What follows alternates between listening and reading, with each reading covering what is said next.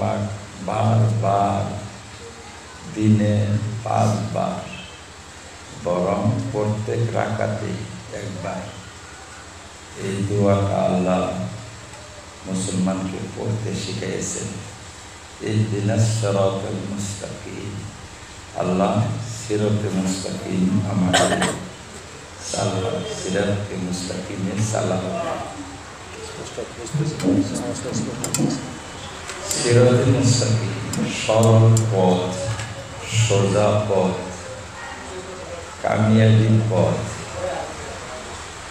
আল্লাহ পাক বারবার আমাদেরকে একটাই দরখাস্ত শিখেছেন, সিরাতে মুস্তাকিম। সিরাতে মুস্তাকিমের মধ্যে হয়েছে কামিয়াবি। সিরাতে মুস্তাকিমের বাহিরে কোনটা? ইফরাত ও তাফরিদ। একেবারে সরল রেখা, একদম সরল রেখা, একটা বিন্দু থেকে অপর বিন্দু পর্যন্ত সরল রেখা একটা হয় সরল রেখা। তো বান্দা থেকে আল্লাহ পর্যন্ত সরল রেখা একটা, যেটাকে বলা হয় সিরাতে মুস্তাকিম। এই সিরাতে মুস্তাকিম, এই সরল রেখা যেটা, এই রেখা দিয়ে গেলে আল্লাহকে পাবে বান্দা। আর সরল রেখার বাইরে আর অনেক রেখা আছে। আল্লাহ নবী সাল্লাল্লাহু আলাইহি ওয়াসাল্লাম একটা রেখা টাইনা দিয়া দেখাইছেন যে দেখো এই যে সরল রেখা যেটা, এটা আমার রাস্তা, আর এদিকে আর ওদিকে অনেক রাস্তা আছে। প্রত্যেকটা রাস্তার মাথায় শয়তান বসা আছে, আর প্রত্যেক রাস্তার দিকে শয়তান আহ্বান করবে, শয়তান ডাকবে, সাবধান, অন্য কোনো রাস্তা ধরো না, অন্য রাস্তা ধরলে জাহান্নামে নিক্ষিপ্ত হবে, জাহান্নামে গিয়ে পৌঁছবে। এখন সরল রাস্তার সাথে সাথে একই ধরনের অনেক রাস্তা থাকে। নকল টাকার আসল টাকার মধ্যে যদি একেবারে আকাশ পাতালের পার্থক্য হয়, তাহলে তো আর নকল আর আসল টাকা হবে না। সেটা একটা যদি গাছের পাতা হয় আর একটা যদি টাকা হয়, ওইটা তো আর নকল টাকা না। নকল টাকা আর আসল টাকার মধ্যে খুব ব্যবধান থাকে না, বাহ্যিক দৃষ্টিতে পার্থক্য পাওয়া যায় না, সাধারণ দৃষ্টিতে খুব একটা পার্থক্য পাওয়া যায় না, দেখতে একই লাগে। ঠিক সরল পথ আর অসরল পথটা, এই দুইটা পথের মধ্যে খুব পার্থক্য বোঝা যায় না, সামান্য একটু পার্থক্য থাকে। সরল পথে যখন বান্দা চলবে, তার গন্তব্যস্থল হবে জান্নাত।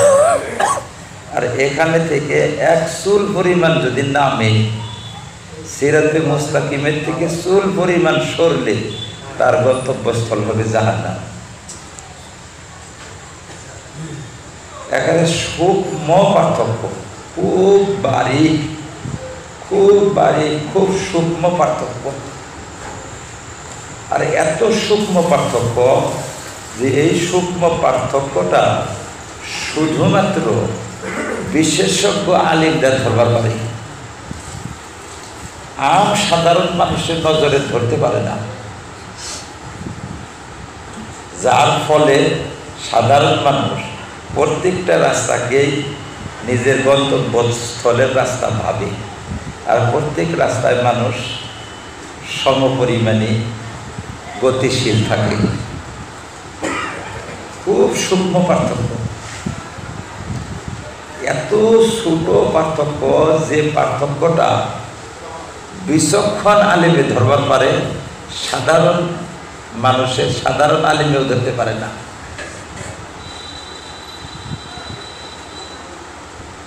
সিরাতে মুস্তাকিম বা সরল পথটা হচ্ছে মাঝের পথ, ইফরাত আর তফরিদের মাঝের পথটা। যেমন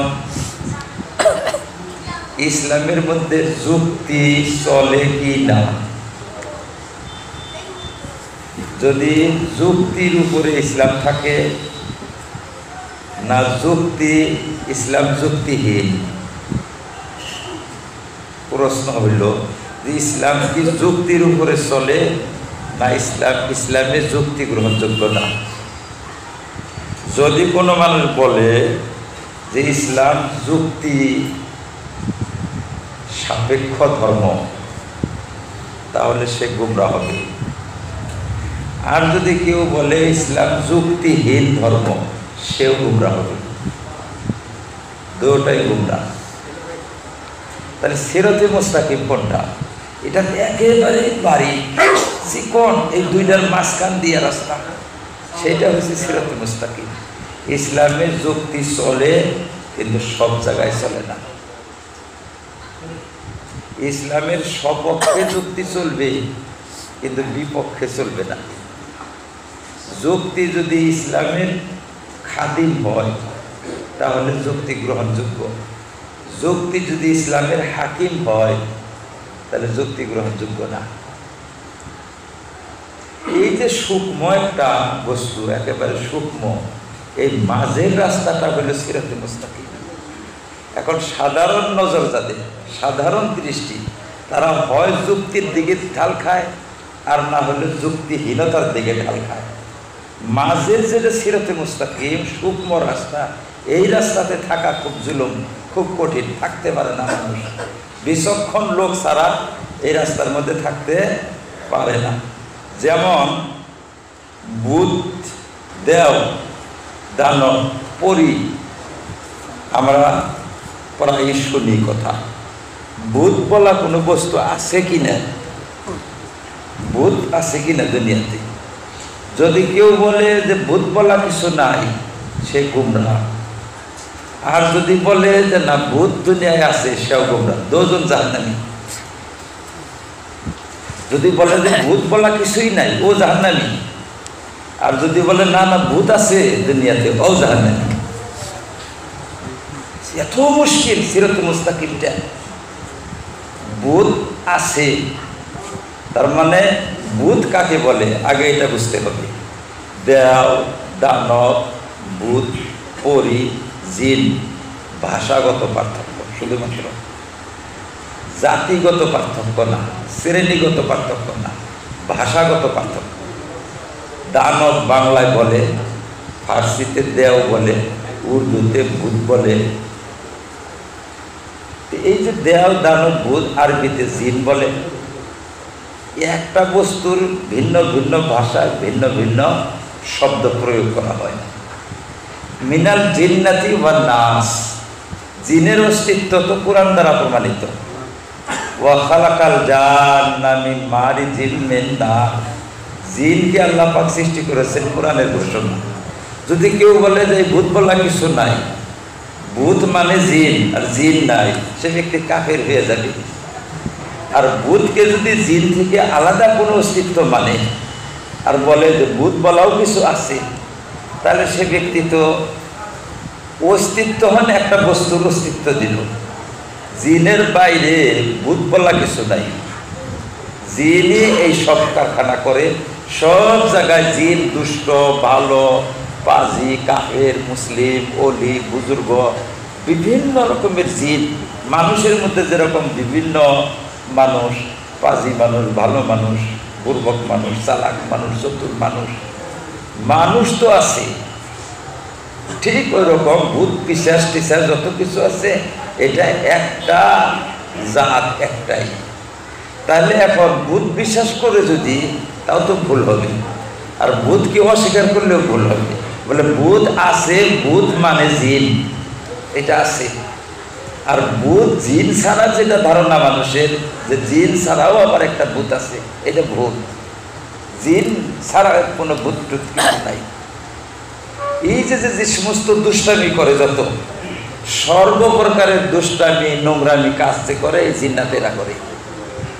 জিন পায়খানাতে জিন্নাত থাকে, পেশাবখানাতে জিন্নাত থাকে, নাপাক জায়গাতে জিন্নাত থাকে, মসজিদে জিন্নাত থাকে, বাগাতে জিন্নাত থাকে, মাদ্রাসাতে জিন্নাত থাকে, জঙ্গলে জিন্নাত থাকে, বিভিন্ন জায়গায় জিন্নাত বাসা করে।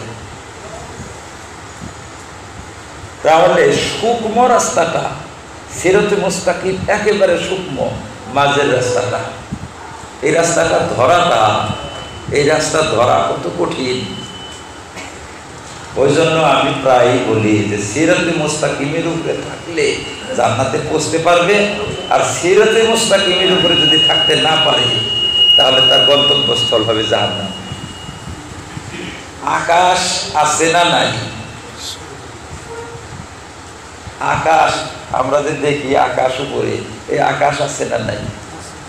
এখন বিজ্ঞানে বলে যে আকাশ উকাশ কিছু নাই, আকাশ বলতে কিছুই নাই, ভুয়া ধারণা। উপরে আমরা বহুত দূরবীন, বহুত তীক্ষ্ণ আর বহুত দ্রুত গতিশীল, বহুত দূরদর্শী দূরবীক্ষণ দিয়ে আমরা দেখছি আকাশ উকাশ কিছু নাই, শূন্য, একেবারে শূন্যই শূন্য। যা কিছু দেখা যায় এগুলা হলো শূন্য, বায়ুমণ্ডল শূন্য, শূন্য স্থান এগুলা। আর এইখানেই প্রতিচ্ছবি বায়ান, ধূলিকণা, এই গাছ গাছরা, পৃথিবীর অরিত প্রতিচ্ছবি আমরা দেখি, এগুলা অন্য কিছুই নেই। এখন দেখেন তো কিছু মানুষে বলতেছে না আকাশ তো আমরা দেখি, ওই তো আকাশ এরকম গোল হয়ে আকাশ নামতে নামতে মাটি পর্যন্ত নামছে গিয়ে আকাশ, হ্যাঁ, গোলাকার আকাশ দেখি। এখন যদি কেউ বলে যে দেখি যে এইটাই আকাশ, কেউ যদি বলে আকাশ উকাশ কিছু নাই, দুইটা গোমরা, দুটাই গোমরা, দুটাই বিভ্রান্ত, দুটাই জাহান্নামী হবে। আকাশ আছে কিন্তু আমরা যেটা দেখি এইটা আকাশ না। আকাশ আছে কিন্তু বৈজ্ঞানিকেরা আকাশের সন্ধান পায় নাই, নাগাল পায় নাই, আকাশ পর্যন্ত দৃষ্টি পৌঁছে নাই, আকাশের সন্ধান পায় নাই। আসমান আছে, খালাকা সাবআ সামাওয়াতিন তিবাকা ও খালাকাহুন্না সাবআ সামাওয়াত। বিভিন্ন আয়াতের মধ্যে আল্লাহ পাক আকাশ বা আসমানের ঘোষণা দিয়েছেন। আসমান, 7 আসমান, উপর জুপরি 7টা আসমান আছে। আর সপ্তম আকাশের উপরে জান্নাত, আর সপ্তম আসমান যেটা সেটা জান্নাতের ভূমি, বেহেশতের ভূমি সপ্তম আসমানটা, আর তার উপরে জান্নাত, বাগান, মুমিনদের বাগান, মুমিনদের ঘরবাড়ি, সপ্তম আসমানের উপরে। এই প্রথম আসমান জান্নাত, সেই আসমানের সন্ধানই করতে পারে নাই, সেই আসমানের নাগালি পাই নাই এখন পর্যন্ত। আমরা যেটা দেখি এইটা না আসমান, এটা তো শূন্য, খালি জায়গা, শূন্য। আর দৃষ্টিটা যত দূর যায় তত দূর মানুষ দেখবার পারে, তার চেয়ে বেশি না। দৃষ্টির মধ্যে শূন্য স্থানটা, শূন্য মণ্ডলটা যে দৃষ্টির মধ্যে পড়ে, এইটা দৃষ্টির মধ্যে এই উপর দিকে পড়তে আপনা আপনি জিনিসটা গোল হইয়া পরিদৃষ্ট হয়। কিন্তু যেখানে যে আসমান নামছে ওখানে তো আসমান নামে নাই, এটা আসমান নামে নাই, চোখের দৃষ্টি পর্যন্ত শেষ হয়েছে। তো এখন আমার দৃষ্টিটা উপরে যত দূর যায়, এরকম উপরে যাইতে যাইতে আমার দৃষ্টিকে যদি এরকম করে টান দেই তাহলে গোলই হবে, সেটা গোল হবে। সেই জন্য তো আগুন, একটা লাঠির মাথায় আগুন নিয়ে ঘুরাইলে গোল হয়ে যায়, কারণ ওর চক্করটা গোল। মানুষের দৃষ্টিশক্তির পরিমণ্ডল, যেটা পরিমণ্ডল বা যেটা তার পরিধি, এই পরিধিটা গোলাকার দেখা যায়। আসলে এইটা আকাশ না। আকাশ আছে কোরআনের দ্বারা প্রমাণিত। কেউ যদি আকাশকে অস্বীকার করে সে ব্যক্তি বিভ্রান্ত হবে, সে বেঈমান হয়ে যাবে, কোরআনের একটা আয়াতকে অস্বীকারী হবে, আর সে ব্যক্তি জাহান্নামী সাব্যস্ত হবে, ইসলাম থেকে খারিজ হয়ে যাবে। আমাদের ছেলে মেয়ে স্কুলে পড়ে, তখন তাদেরকে স্কুলে রীতিমতো পাঠ দেওয়া হয়, শিক্ষকে পাঠ দান করে, আর শিক্ষকে বুঝায় যে আকাশ বলা কিছু নাই, ভ্রান্ত ধারণা একটা, আকাশ বলা কিছুই নেই। এই কথাটা ছেলে মেয়েরা বিশ্বাসও করে আমাদের। এই বিশ্বাসের পরে এই ছেলেটা যোগ্য আলেমের কাছে যাওয়ার পর আকীদা সংশোধনের আগে যদি মারা যায়, এই ছেলে তো স্কুলে পড়া অবস্থায় মারা যাইতে পারে, এই মেয়ে তো স্কুলে পড়া অবস্থায় তো মৃত্যুবরণ করতে পারে, তাহলে বেঈমান হইয়া মারা গেল। কোরআনকে অস্বীকার করে মারা গেল। ওই জন্য আপনার ছেলে আর মেয়ে যে স্কুলে পড়তেছি সেখানে আপনার তীক্ষ্ণ দৃষ্টি দিয়ে তার ইমানের হেফাজত করতে হবে। আদম আলাইহিস সালাম কোন জগতের মানুষ? আদম কি এই জগতের মানুষ না বেহেশত জগতের মানুষ? প্রশ্ন জাগলো। কেউ যদি বলে এই জগতের মানুষ সে তো বেঈমান হয়ে যাবে, কেউ যদি বলে বেহেশতের মানুষ সেও বেঈমান হয়ে যাবে। আদম আলাইহিস সালামকে যদি কেউ বলে যে সে বেহেশতের মানুষ সেও বেঈমান হয়ে যাবে, যদি বলে যে এই জগতের মানুষ তাও বেঈমান হবে। তাহলে কি আমরা কি বলবো? সিরাতে মুস্তাকিম। সিরাতে মুস্তাকিম কি? আদম আলাইহিস সালামের দৈহিক সমস্ত উপাদান এই জগতের, এই জগৎ থেকে মাটি নিয়ে আদমকে তৈরি করছেন আল্লাহ পাক। তৈরি করার পরে আদমকে নিয়ে গেছেন বেহেশতের মধ্যে, দীর্ঘদিন বেহেশতের মধ্যে রাখছেন আদমকে, হাতে কলমে প্র্যাকটিস করাইছে, হাতে কলমে সব কিছু দেখাইছে। জান্নাত, এখানে জান্নাতের যাবতীয় বস্তু তন্ন তন্ন করে হযরত আদম দেখছেন, খাইছেন, ভোগ করছেন, বেড়াইছেন দীর্ঘদিন, খুব অভিজ্ঞতা অর্জনের জন্য, জান্নাতটা বুঝবার জন্য। আসলে আল্লাহ পাক জান্নাতে রাখার জন্য নেন নাই, জান্নাতে নিছিলেন এই জান্নাতের খবরটা আদম সন্তানকে দেওয়ার জন্য। আদমকে জান্নাতের সংবাদ দিবে আর একটা ট্রেনিং এর জন্য। জান্নাত কি বস্তু এটা বুঝবে, সংবাদ দিবে। আবার জান্নাত পাবে কি সে একটা ট্রেনিং হওয়া লাগে। জান্নাত থেকে বঞ্চিত হবে কিভাবে একটা ট্রেনিং হওয়া লাগে। ট্রেনিংটা কিভাবে? ট্রেনিং যখন পাতে শিক্ষকেরা জেনে শুনেই একটা বস্তু জিজ্ঞাসা করে, শিখার জন্য জিজ্ঞাসা করে না, জানে যে এটা পারবে না ছাত্র, ট্রেনিং পাতে ওই জন্য একটা বস্তু জিজ্ঞাসা করে, ধরে প্রশ্ন করে। আল্লাহ রব্বুল আলামিন সব কিছুর অনুমতি দিয়া, অনুমোদন দিয়া, সব যেখানে ইচ্ছা সেখানে বেড়াইতে পারো, যেখানে ইচ্ছা সেখানে খাইতে পারো, যা ইচ্ছা তাই তুমি ভোগ করতে পারো। ওয়ালা তাকরাবা হাযিহি শাজারা, এই একটা গাছের নিকটে যেও না, এই গাছের নিকটে ঘেঁষো না, এই গাছের নিকটে, এটা নিষিদ্ধ বৃক্ষ। কি জন্য নিষেধ করলেন? ওইটা নিষেধ করলেন ট্রেনিং দেওয়ার জন্য, যে ভুল ক্রমে আদম ওই গাছের তলে যাবে, আল্লাহর এটা কামনা।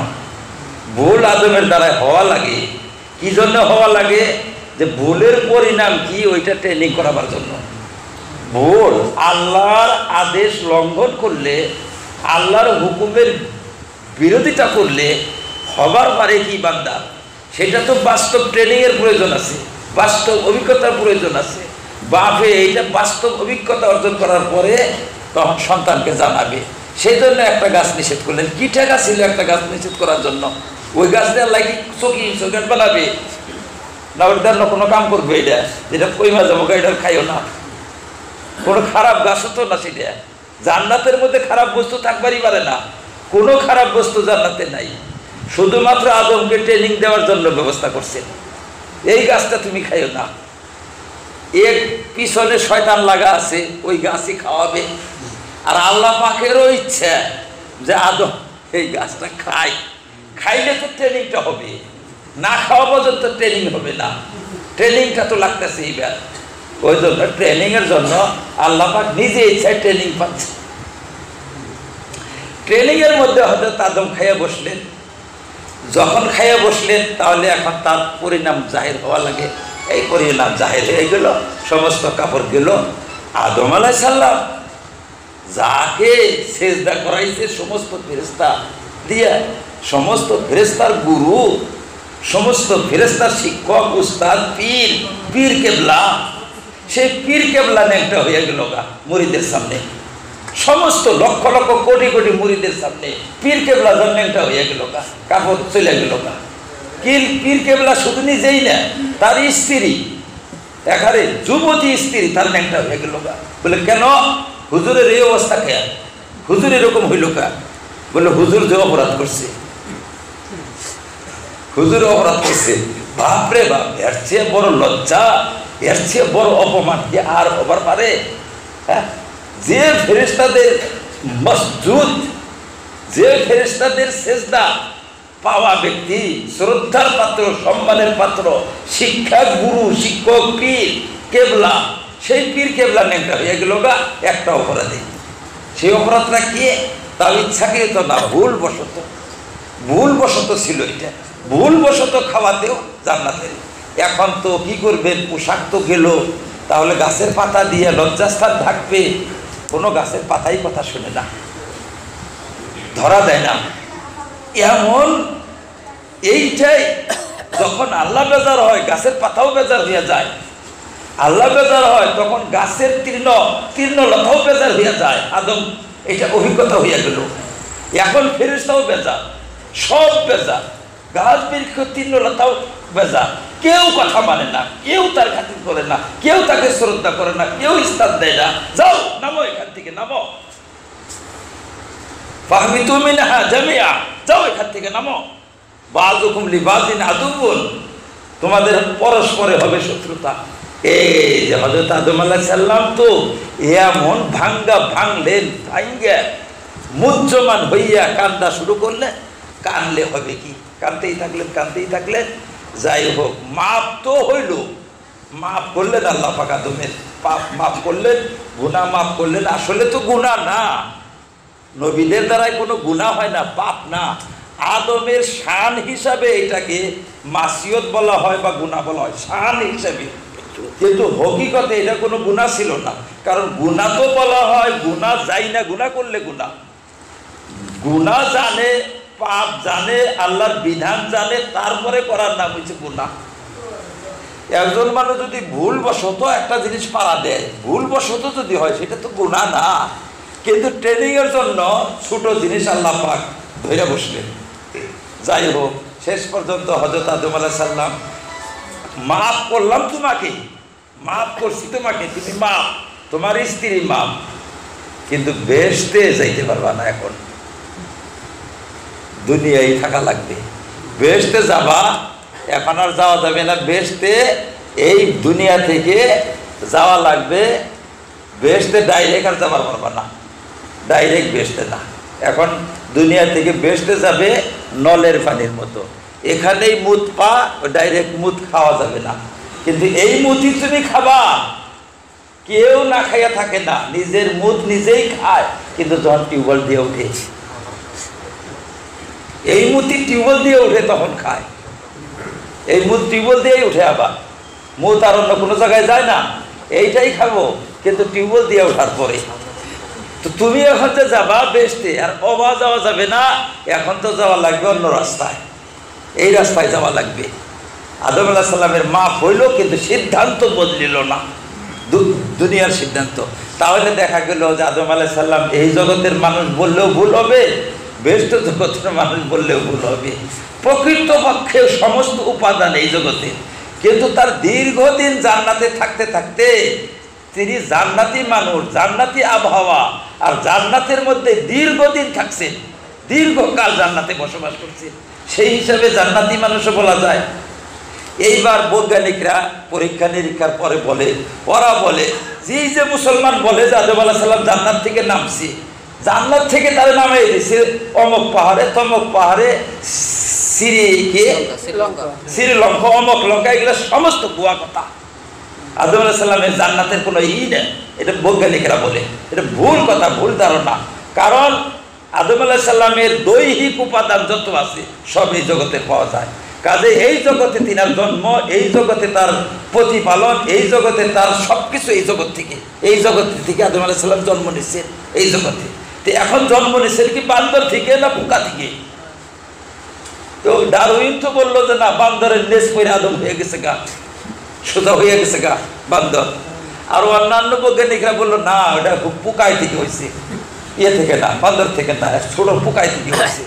প্রথম পানির মধ্যে ময়লা জমছে, ময়লার থেকে পোকা হয়েছে, পোকার থেকে বড় হয়েছে, বড় ডেভেলপ হইতে হইতে হইতে হইতে সেই পোকাটা মানুষ হয়ে গেছে গা। তাহলে এই জগতের মানুষ। এখন আমাদের রাস্তা কোনটা? আমাদের রাস্তা সিরাতে মুস্তাকিমে থাকা লাগবে। এইভাবে প্রত্যেকটা ক্ষেত্রে ঈমান হারাম, এদিকে গেলে ঈমান হারাম, এদিকে গেলে ঈমান নষ্ট হয়ে যাবে। সিরাতে মুস্তাকিমে থাকতে হবে। মোহাব্বত, ইসলাম কি মোহাব্বতে চলে না ইসলাম মোহাব্বতহীন? প্রশ্ন আসলো।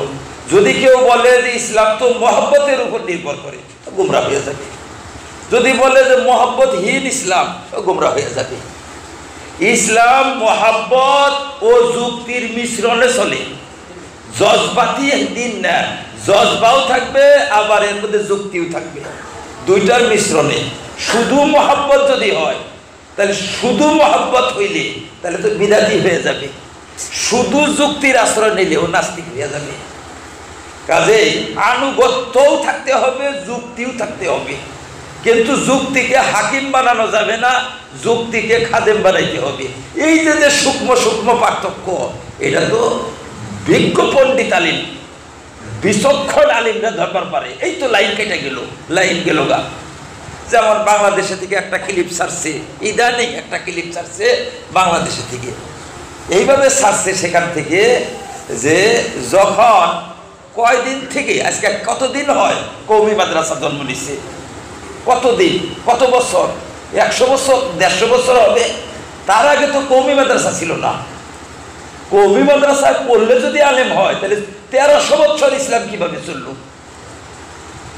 তাহলে বোঝা যায় যে আমরা যেটা বলতেছি কওমি কওমি, এই কওমিটাই তো নতুন পয়দা, এটা 150 বছরের পয়দা। এটা কওমি মাদ্রাসার গুরুত্ব অনুধাবন করা যায় এতে।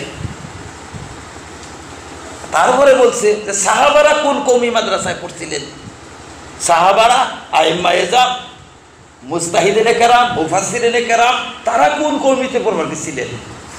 কওমিতে না পড়লে যদি আলেম না হয়, এ যুগটা কি আলেম ছাড়া ছিল? ইসলামটা, ইসলামে আলেম ছিল না এতদিন। আবার এইরকম বলছে যে একটা আলিম হইলেই কি জনগণ বেহেশতে যাবে? জানাজা আলেমে পড়াইলেই সে ব্যক্তি বেহেশতে যাবে? আলেমে বিয়া পড়াইলে বেহেশতবাসী হবে? আলেমের পিছনে নামাজ পড়লেই হবে? বলে না, কোনো কাম হবে না। আলেমে বিয়া পড়াইলেও কাজ হবে না, আলেমে নামাজ পড়াইলেও কাজ হবে না, আর আলেমে জানাজা পড়াইলেও কাজ হবে না। এটা না বুঝি আজকে উত্তর। কোনো মানুষ বলতে পারবে না যে আলেমে জানাজা পড়াইলে বা আলেমে বিয়া পড়াইলে, আলেমে নামাজ পড়াইলে তুমি নাজাত পাবা। পঙ্গপালের মতো জাহান্নামে যাওয়া লাগবে। আলেমরা খালি জাহেল জাহেল বকবে, জাহেল জাহেল বকলেই কি তুমি জান্নাতি হবা? তারপরে আবার বলছে যে বড় আলেম হইলেই কি তার ইজ্জত হয়, যে মর্তবাওয়ালা হয়, কেন্দ্র বিন্দু হবার পারে?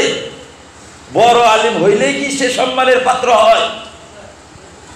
এখন যদি জিজ্ঞাসা করি আবু বকর বড় আলেম ছিলেন না ইবনে মাসউদ, না ইবনে উমর, না ইবনে আব্বাস, জবাব হবে যে আব্দুল্লাহ বিন মাসউদ বড় আলেম ছিলেন, কিন্তু মর্তবায় আবু বকর বেশি।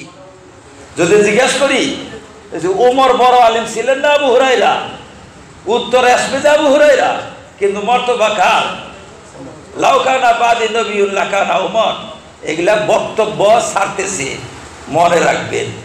এই বক্তব্য যদি কোনো মানুষ বিশ্বাস করে সাফ কাফির হয়ে যাবে সে। আর এই বিশ্বাসের উপরে যদি মৃত্যুবরণ করে সরাসরি ব্যক্তি জাহান্নামী হবে। কারণ কানা আলামানা, ইন্না আবু বকর কানা আলামানা, স্পষ্ট সাহাবাদের ঘোষণা, আমাদের মধ্যে সবচেয়ে বড় আলেম ছিলেন হযরত আবু বকর। যত জটিল সমস্যা আবু বকর সমাধান দিতেন। আমরা ভাবতে পারতাম না, আমাদের 100 বছরে সে পর্যন্ত যাইতে পারতাম না, সেই জায়গার কথা হযরত আবু বকর 1 সেকেন্ডে আমাদের সমাধান দিতেন। হুজুরের ইন্তেকালের পর কি করতে হবে, উম্মতের মধ্যে বিশৃঙ্খলা দেখা দিল। হুজুরের পর কাকে খলিফা বানাবে, কার পিছনে উম্মত চলবে, খলিফা কয়জন হবে, ইত্যাদি প্রশ্ন মাথাচাড়া দিয়ে উঠল। তখন এই সমস্ত বিশৃঙ্খলাকে কিভাবে সুশৃঙ্খল করা যায়, এর জন্য হযরত ওমর রাদিয়াল্লাহু তাআলা আনহু সারা রাত ভাবছেন, রাস্তাতে যাইতে সময় সারা রাস্তা ভাবছেন যে এইভাবে কথা বলতে হবে, এইভাবে বলতে হবে, এরকম বলতে হবে, এরকম বলতে হবে, এরকম। হযরত ওমরের চান্সই হইল না বয়ানে। হযরত আবু বকর দাঁড়াইয়া কথা শুরু করলেন। হযরত আবু বকরের কথা শোনার পর হযরত ওমর বললেন, সুবহানাল্লাহ, সুবহানাল্লাহ, আমি তো এ পর্যন্ত ভাবতেও পারি নাই, আমার কল্পনায় আসে নাই এরকম কথা। আমি জানি নতুন জন্ম নিলাম তার কথায়, সমস্ত সমস্যার সমাধান হয়ে গেল। তাহলে হযরত আবু বকর রাদিয়াল্লাহু তাআলা নবীদের পর, সমস্ত আম্বিয়াদের পর সর্বশ্রেষ্ঠ ব্যক্তি হযরত আবু বকর। তারপরে সর্বশ্রেষ্ঠ ব্যক্তি হজরত উমর, তারপরে সর্বশ্রেষ্ঠ ব্যক্তি হজরত উসমান, তারপর সর্বশ্রেষ্ঠ ব্যক্তি হজরত আলী। সমস্ত উম্মতকে যদি একদিকে রাখা যায়, হজরত আলীকে যদি একদিকে রাখা যায়, আলীর পাল্লা ভারী হবে। এইভাবে একজন একজন চার খলিফা।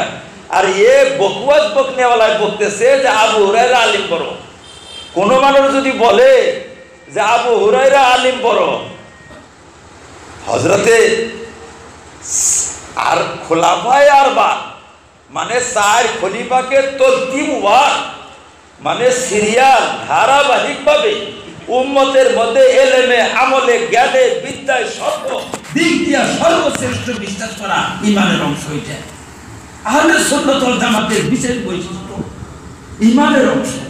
হযরত আবু বকরের সাহাবিয়া কোরআন দ্বারা প্রমাণিত, হযরত আবু বকর, হযরত উমর, হযরত উসমানের খেলাফত আল্লাহর তরফ থেকে নির্বাচিত, আল্লাহর তরফ থেকে নির্বাচিত।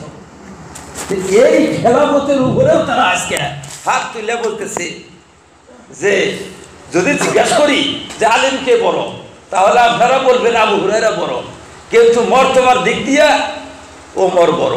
তাহলে এলেমে কোনো মর্তবা হয় না, এলেমে মর্তবা না, কাজে কর্মে আমলে মর্তবা, এলেমে মর্তবা হয় না। এই যে বকওয়াজ ছাড়তেছে, কিভাবে মানুষকে বেঈমান বানাবার, কিরকম বেঈমান বানাবার রাস্তা খুলতেছে। বেঈমান সরাসরি বেঈমান হবে।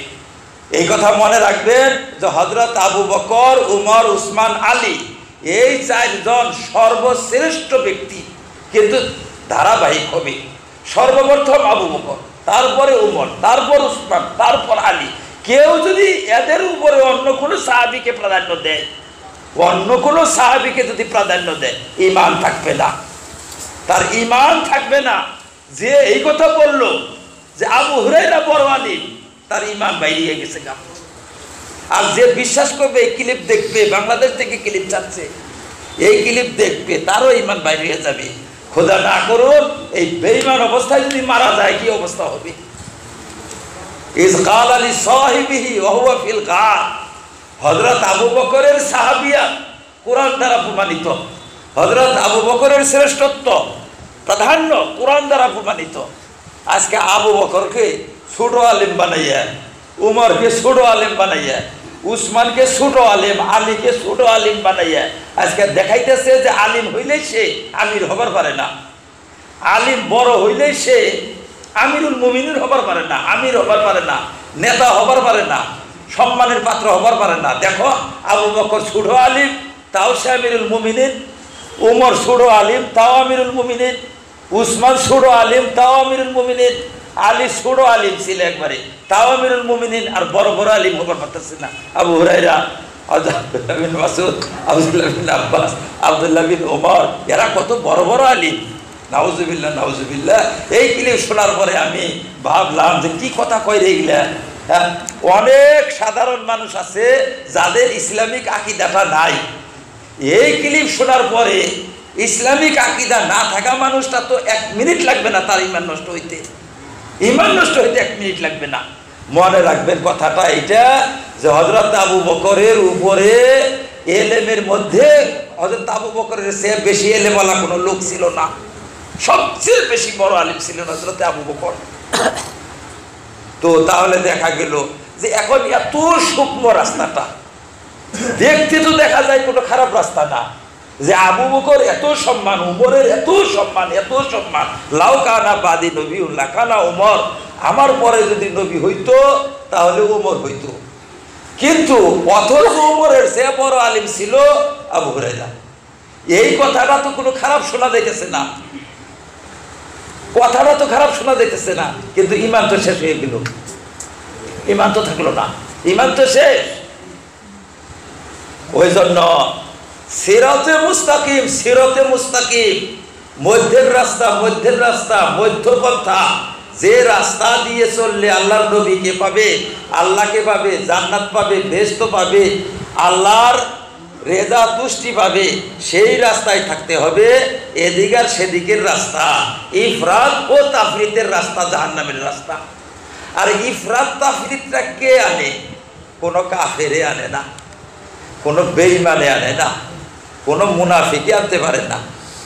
কারণ যদি কোনো সময় লবণ, যেরকম তরকারি স্বাদ হয় কোন সময়, লবণ দিলে স্বাদ হয় না, লবণ না দিলে স্বাদ হয়। লবণ দিলেও স্বাদ হয় না, লবণ না দিলেও স্বাদ হয় না। লবণ যদি এক বস্তা দেওয়া যায় খাওয়াই যাবে না, লবণ না দিলে তাও খাওয়া যাইতো, কিন্তু লবণ দেওয়াতে খাওয়াই যাবে না। লবণ দেওয়াতে খাওয়াই যাবে না বলে লবণ দেওয়াও যাবে না, আবার না দিয়েও থাকা যাবে না। সিরাতে মুস্তাকিম সেইটা, পরিমাপ মতো লবণ দিতে হবে, পরিমাপ মতো নিয়মিত আকারে মাপ ঝুঁক করে লবণ দিতে হবে। একটু বেশি হইলে তরকারি অসল হবে, একটু কম হইলে তরকারি ফেকা হবে। এই পরিমাপ, এর নাম সিরাতে মুস্তাকিম। মরিচ বেশি দিলে তরকারি ভালো হয় না, মরিচ দিলেও ভালো হয় না, না দিলেও ভালো হয় না। তাহলে কি করবে এখন? বলে কি করবে? এইটাই তো সিরাতে মুস্তাকিম। তেল দিলে তরকারি ভালো হয় না, তেল দিলেও খারাপ হয়, না দিলেও খারাপ হয়। বলে তাইলে আমি কোনটা করবো এখন? খালি খারাপই দেখি, যেটার মধ্যে যাই সেটাই খারাপ। বলে এইটাই তো সিরাতে মুস্তাকিম। তেল দেওয়াও লাগবে, আবার দেওয়াও বন্ধ করতে হবে। সিরাতে মুস্তাকিম এটার নাম। এই যে সিরাতে মুস্তাকিম, প্রত্যেক ক্ষেত্রে সিরাতে মুস্তাকিম। আয় আল্লাহ আমাকে সিরাতে মুস্তাকিম, সিরাতে মুস্তাকিম, সিরাতে মুস্তাকিম। এই যে কিছুদিন আগে এই তো গোয়ালপাড়ারই কথা, গোয়ালপাড়ায় যে এই যে কিছুদিন আগে যেটা জলসা হইলো, পোলাও রাখছিল যে, হ্যাঁ হ্যাঁ পোলাও বানাইছিল, কি সুন্দর পোলাও বানাইছে, লবণও ভালোই দিছে, লবণও ভালো মতোই দিছে, যাতেই না হয় ফেকা না হয়, পাইসা না হয়, লবণ দিছে। কিন্তু আমি দেখলাম আমার সাথে, আমি তো কিছু খাইছিলাম, কিন্তু সাধারণ মানুষ, গাঁও গ্রামের মানুষ আমার সাথে বসছিল, ওরা কেউ পোলাও খাইল না। বলে খাওয়া সম্ভব না, খাওয়া যাবে না। খাওয়া সম্ভব কেন? বলে লবণ দিচ্ছে, সেই জন্য খাওয়া যাবে না। লবণ দিলে তো ভালো হয়, স্বাদ হয়, লবণ দিলে তো খাদ্য স্বাদ হয়। বলে খাওয়া যাবে না, স্বাদটা বেশি স্বাদ হয়ে গেছে, খাওয়া যাবে না। তাহলে সিরাতে মুস্তাকিম যে এই জিনিসটা আমাদের বুঝতে খুব কঠিন হয়। এখন আপনাদের বুঝে আসবে সিরাতে মুস্তাকিমটা। লবণ দিলেও সিরাতে মুস্তাকিম থেকে হাইটা যাবে, লবণ না দিলেও মধ্যের মাপ মতো চলাটা, এই যে এটার নাম সিরাতে মুস্তাকিম। কত কঠিন রাস্তা এটা, কত সূক্ষ্ম রাস্তা। সামান্য এদিক সেদিক হইলে তরকারি ফেলাই দেওয়া লাগে, তরকারি ফেলাই দেওয়া লাগে, আপনার দিন ফেলাই দেওয়া লাগবে। সামান্য এদিক সেদিক হইলে আপনার দিন ফালাই দেওয়া লাগবে। যাও, তোমার এই দিন লাগে না, এই দিনের দরকার আমার নাই। ইফরাত তফরিত থেকে মুক্ত হইতে হবে। তুমি একদিন লবণই দিবা না, আর একদিন এক পাঞ্জা লবণ দিবা, এওটা চলবে না, এওটা চলবে না। যাও, তোমার একটাও চলবে না। তাহলে সিরাতে মুস্তাকিম। এখন একজন মানুষের যদি বিল্ডিং বানায়, তরকারি বানায়, পোলাও বানায়, ভাত বানায়, এখন বুঝে যে সিরাতে মুস্তাকিমটা এখন বুঝে আসবে। সিরাতে মুস্তাকিম কোনটা? কোনো একদিকে যাওয়ার নাম না, না এদিকে যাইতে পারবে, না ওদিকে যাইতে পারে। চিকন রাস্তা দিচ্ছে, এই রাস্তা দিয়ে আপনি চলতে থাকেন, এদিকে যাওয়া যাবে না। তাফরিদ, ইফরাত। ইফরাত বলা হয় বাড়াবাড়ি, আর তাফরিদ বলা হয় শৈথিল্য, সংকুচন, সংযোজন। দিন ইসলামের মধ্যে সংযোজন করাটাও গুমরাহি, সংকোচন করাটাও গুমরাহি। আমরা যদি ঘাট আন, যে পরিমাণ লবণের প্রয়োজন সেই পরিমাণ দিলেন না, লাগে 100 গ্রাম দিলেন 50 গ্রাম, তরকারি টানবে না। লাগে 100 গ্রাম দিলেন 200 গ্রাম, ওই তরকারি খাবে না। তাহলে সিরাতে মুস্তাকিম কোনটা? 100 গ্রামই দিতে হবে। এমন চোখের মাপ আর হাতের মাপ হইতে হবে যে হাতে জানি বলতে থাকে, আন্দারের মধ্যে লবণ তুলবেন, মাংস ডেকসিয়ে বলবে যে লবণ কয় খামসা দেওয়া লাগবে, আপনি ছেড়ে দিবেন। সিরাতে মুস্তাকিম আলা বাবুরসি, ওইটা ও সিরাতে মুস্তাকিমে চলতে পারে, এই বাবুরসি। ওই জন্য সিরাতে মুস্তাকিমে যদি না থাকতে পারো, তাহলে তোমার দিন, তোমার ইমান, তোমার ইসলাম আল্লাহর কাছে গ্রহণযোগ্য হবে না। ইফরাত তাফরিদ থেকে বাঁচতে হবে। এই ইফরাত তাফরিদটা আসে আমলকারী দিনদার লোকের দ্বারায়। ইফরাত ও তাফরিদটা যারা জন্ম নয়, দিনদার লোকের দ্বারায়, যারা দিন পালন করে না তাদের দ্বারাই হয় না। যে পোলাও বানায় না সে বলতেই পারবে না যে আমার পোলাও খারাপ হয়েছে, তার পোলাও খারাপ হবেই না কোনোদিন। যে পোলাও বানায় তারই পোলাও খারাপ হয়, তারই পোলাও খারাপ হয় যে পোলাও বানায়। কাজে যারা দিনের কাজ করে তারাই দিনের গোষ্ঠী মারে, তারাই দিনের সর্বনাশ করে। যারা দিনের কাজ করে। যে গাড়ি চলে নাই, গাড়ি এক জায়গায় খাড়িয়ে রয়েছে, ওই গাড়ি ইনশাআল্লাহ সারা রাতে অ্যাক্সিডেন্ট হবে না। আর চলমান গাড়ি খুব ভয়, চলমান গাড়ি অ্যাক্সিডেন্ট হয়ে যায়। চলমান যে আলিম বসা আছে সে অ্যাক্সিডেন্ট করবে না, যে মুসলমান বসা আছে সে অ্যাক্সিডেন্ট করবে না। কিন্তু চলমান গাড়ি যেটা, এই গাড়ির ড্রাইভার খুব সতর্ক থাকতে হবে, কারণ অ্যাক্সিডেন্ট তো এদের দ্বারাই হবে। সেই জন্য যারা দিনের কাজ করে এরা যেরকম দিনের এক একটা নক্ষত্র, আবার এক একটা বোম পরাশ এরাই করে, এদের দ্বারাই বোম পরাশ হয় দিনের উপরে, এরাই দিনের ধ্বংস করে। কাজে ইফরাত ও তফরিতের দ্বারাই হয় এইটা গোলমালটা যে সৃষ্টি হয়, দিন যে নষ্ট হয় ইফরাত আর তফরিতের দ্বারাই, মানে সংকোচনের দ্বারাই হয়, সংযোজনের দ্বারাই হয়। যেমন সর্বপ্রথম এই দুনিয়াতে শিয়া সম্প্রদায়, রাফিজি সম্প্রদায় প্রথম জন্ম নিচ্ছে। রাফিজিদের মধ্যে আমাদের মধ্যে কি পার্থক্য? সাহাবায়ে আহলে বাইত আল্লাহর রাসূল সাল্লাল্লাহু আলাইহি ওয়াসাল্লামের খানদানকে ভালোবাসতে হবে কিনা, এইটা হলো প্রশ্ন। তারা আমাদের প্রিয় কিনা, মাহবুব কিনা, এইটাই মশলা। শিয়াদের মধ্যে আমাদের বিতর্ক কোনটা নিয়ে? আমাদের বিতর্ক শিয়াদের মধ্যে আমাদের মধ্যে শুধুমাত্র আহলে বাইত নিয়ে, আর অন্য কোনো বিতর্ক নাই। আহলে বাইতকে ভালোবাসতে হবে কিনা? আমরা আহলে বাইতকে ভালোবাসি, আমরা আহলে বাইতকে ভালোবাসি 100 গ্রাম, ওরা আহলে বাইতকে ভালোবাসে 200 গ্রাম, এইটুকু পার্থক্য। যার জন্য আজকে ওরা মুসলমান না। কি খারাপ কামটাই করলো? আহলে বাইত আল্লাহ রসুলের আওলাদকে ওরা ভালোবাসে, মানে অতিরিক্ত ভালোবাসে। ভালোবাসাটা অতিরিক্ত, বেশি ভালোবাসি। আমরা মাফিক মতো ভালোবাসি, মানে হুব্বে আহলে বাইতের মধ্যে ভারসাম্য রক্ষা করার নাম আহলে সুন্নাত, আর অতিরঞ্জন করার নাম, গুলু করার নাম হইল শিয়া। তাহলে শিয়ার তারিফে তো নেই, শিয়ার সংজ্ঞা। আহলে বাইত আল্লাহ রসুলের খানদানকে সীমা, মানে সীমিতভাবে ভালোবাসা, সীমিত ইসলামিক সীমানার ভিতরে ভালোবাসা, যে পরিমাণ ভালোবাসা দরকার সেই পরিমাণ ভালোবাসা নাম আহলে সুন্নত। মানে মাফিক মতো ভালোবাসা, ভারসাম্য রক্ষা করা, এতেদালের সাথে ভালোবাসা, মুতাদিল থাকা, মহব্বতের মধ্যে এতেদাল অবলম্বন করার নাম আহলে সুন্নত। আর এতেদাল থেকে বাইরে যাওয়া, গুলু করার নাম হইল শিয়া। তাহলে এখন আপনি বলেন যে শিয়ারা কত অপরাধ করছে, কিন্তু শিয়ারা তো গুমরা। সারা দুনিয়া বলে শিয়ারা গুমরা, আর গুমরাও কিরকম গুমরা? শিয়াদের মধ্যে বহুত ফেরকা আছে, বহুত ফেরকা আছে।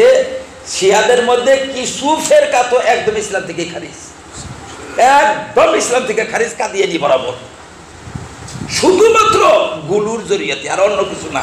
গুলু অর্থাৎ ভালোবাসতে বাসতে, মোহাব্বত করতে করতে, প্রাধান্য দিতে দিতে তারা আল্লাহ রসুলের আওলাদকে নবীর আসনে বসাইছে, আল্লাহর আসনে বসাইয়া ফেলাইছে। মোহাব্বত আর তাদেরকে শ্রদ্ধা করতে করতে করতে করতে, তাদের সম্মান শ্রদ্ধা ভালোবাসা করতে করতে তাদেরকে এনে নবীর আসনে, এমনকি আল্লাহর আসনে বসাইয়া দিছে। এটা জেহালত, অজ্ঞতা, অজ্ঞতার থেকে সৃষ্টি হয়। প্রেম দেখাইয়া, অতি প্রেম, অতি ভালোবাসা, অতি প্রেম মানুষকে অন্ধ করে, অতি প্রেম মানুষকে গুমরা করে। অতি প্রেম বলা হয় এটা, অতি ভালোবাসা, অতি প্রেম, অতি প্রেমে গুমরা হইয়া গেল। বেরিলি আর আমাদের মধ্যে, দেওবন্দের মধ্যে কি পার্থক্য? খুব ছোট পার্থক্য, খুব বড় না। আউলিয়ায়ে কেরামকে এতেদালের সাথে মোহাব্বত করার নাম হলো দেওবন্দি। আউলিয়ায়ে কেরামকে এতেদালের সাথে মোহাব্বত করা, ভারসাম্য রক্ষা করে তাদেরকে ভালোবাসার নাম দেওবন্দিও। আর আউলিয়ায়ে কেরামের মোহাব্বতের মধ্যে গুলু, অতিরঞ্জন করার নাম বেরোল বিয়াত। কি হয়েছে? অতিরঞ্জনের নাম বেরোল বিয়াত। খুব বড় জিনিসটা তো অতিরঞ্জন, এর নাম হলো বেরোল বিয়াত। গায়ের মুকাল্লিদ আর আমাদের মধ্যে কি পার্থক্য? গায়ের মুকাল্লিদ আর আমাদের মধ্যে, আমরা উলামায়ে কেরাম, মুস্তাহিদিনে কেরামকে, মুস্তাহিদিনে কেরামের আনুগত্য এতেদালের সাথে কোরআন ও হাদিসকে, কোরআন ও হাদিসের আলোকে এতেদালের সাথে আইম্মায়ে কেরামকে মানার নাম হইল কি? আহলে সুন্নাত ওয়াল জামাত বা মুকাল্লিদিনেরা কোরআন হাদিসের উপরে আমল করে। কোরআন হাদিসের উপরে আমল করা বিশেষজ্ঞদের পরামর্শ নিয়ে। আবার বলি কথাটা, কোরআন ও হাদিসের উপরে আমল করা কোরআন হাদিসের বিশেষজ্ঞদের পরামর্শ নিয়ে, এটার নাম তাকলিদ।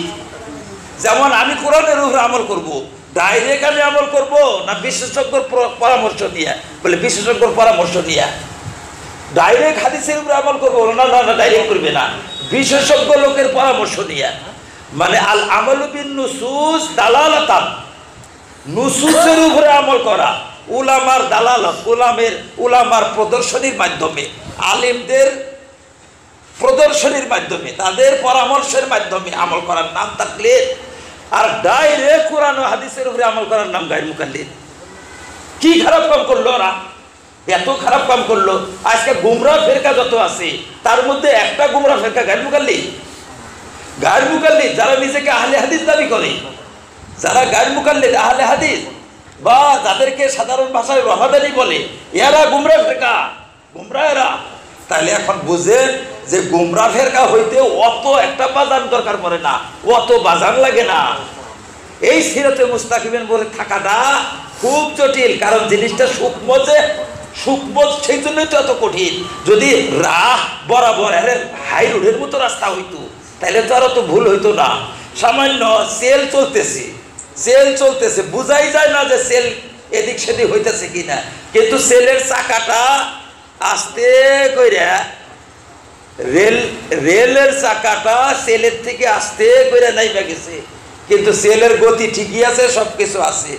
যারা বিশেষজ্ঞ, যারা দূরদর্শী, তারা বলবে নামাও, তাড়াতাড়ি নামো রেলে থেকে, তাড়াতাড়ি লাফাইয়া নামো রেলে থেকে। বলে কি হয়েছে? বলে পাটরি से उतर गया, बोला पाटरी से उतर गया, ठीक ही तो चल रही है ट्रेन, तो ठीक ही चल रहा है। बोला अरे भाई पाटरी से उतर गया, ये काम पाटरी से उतर गया। अरे पाटरी से उतर गया, बोले कहा पाटरी से उतर गया।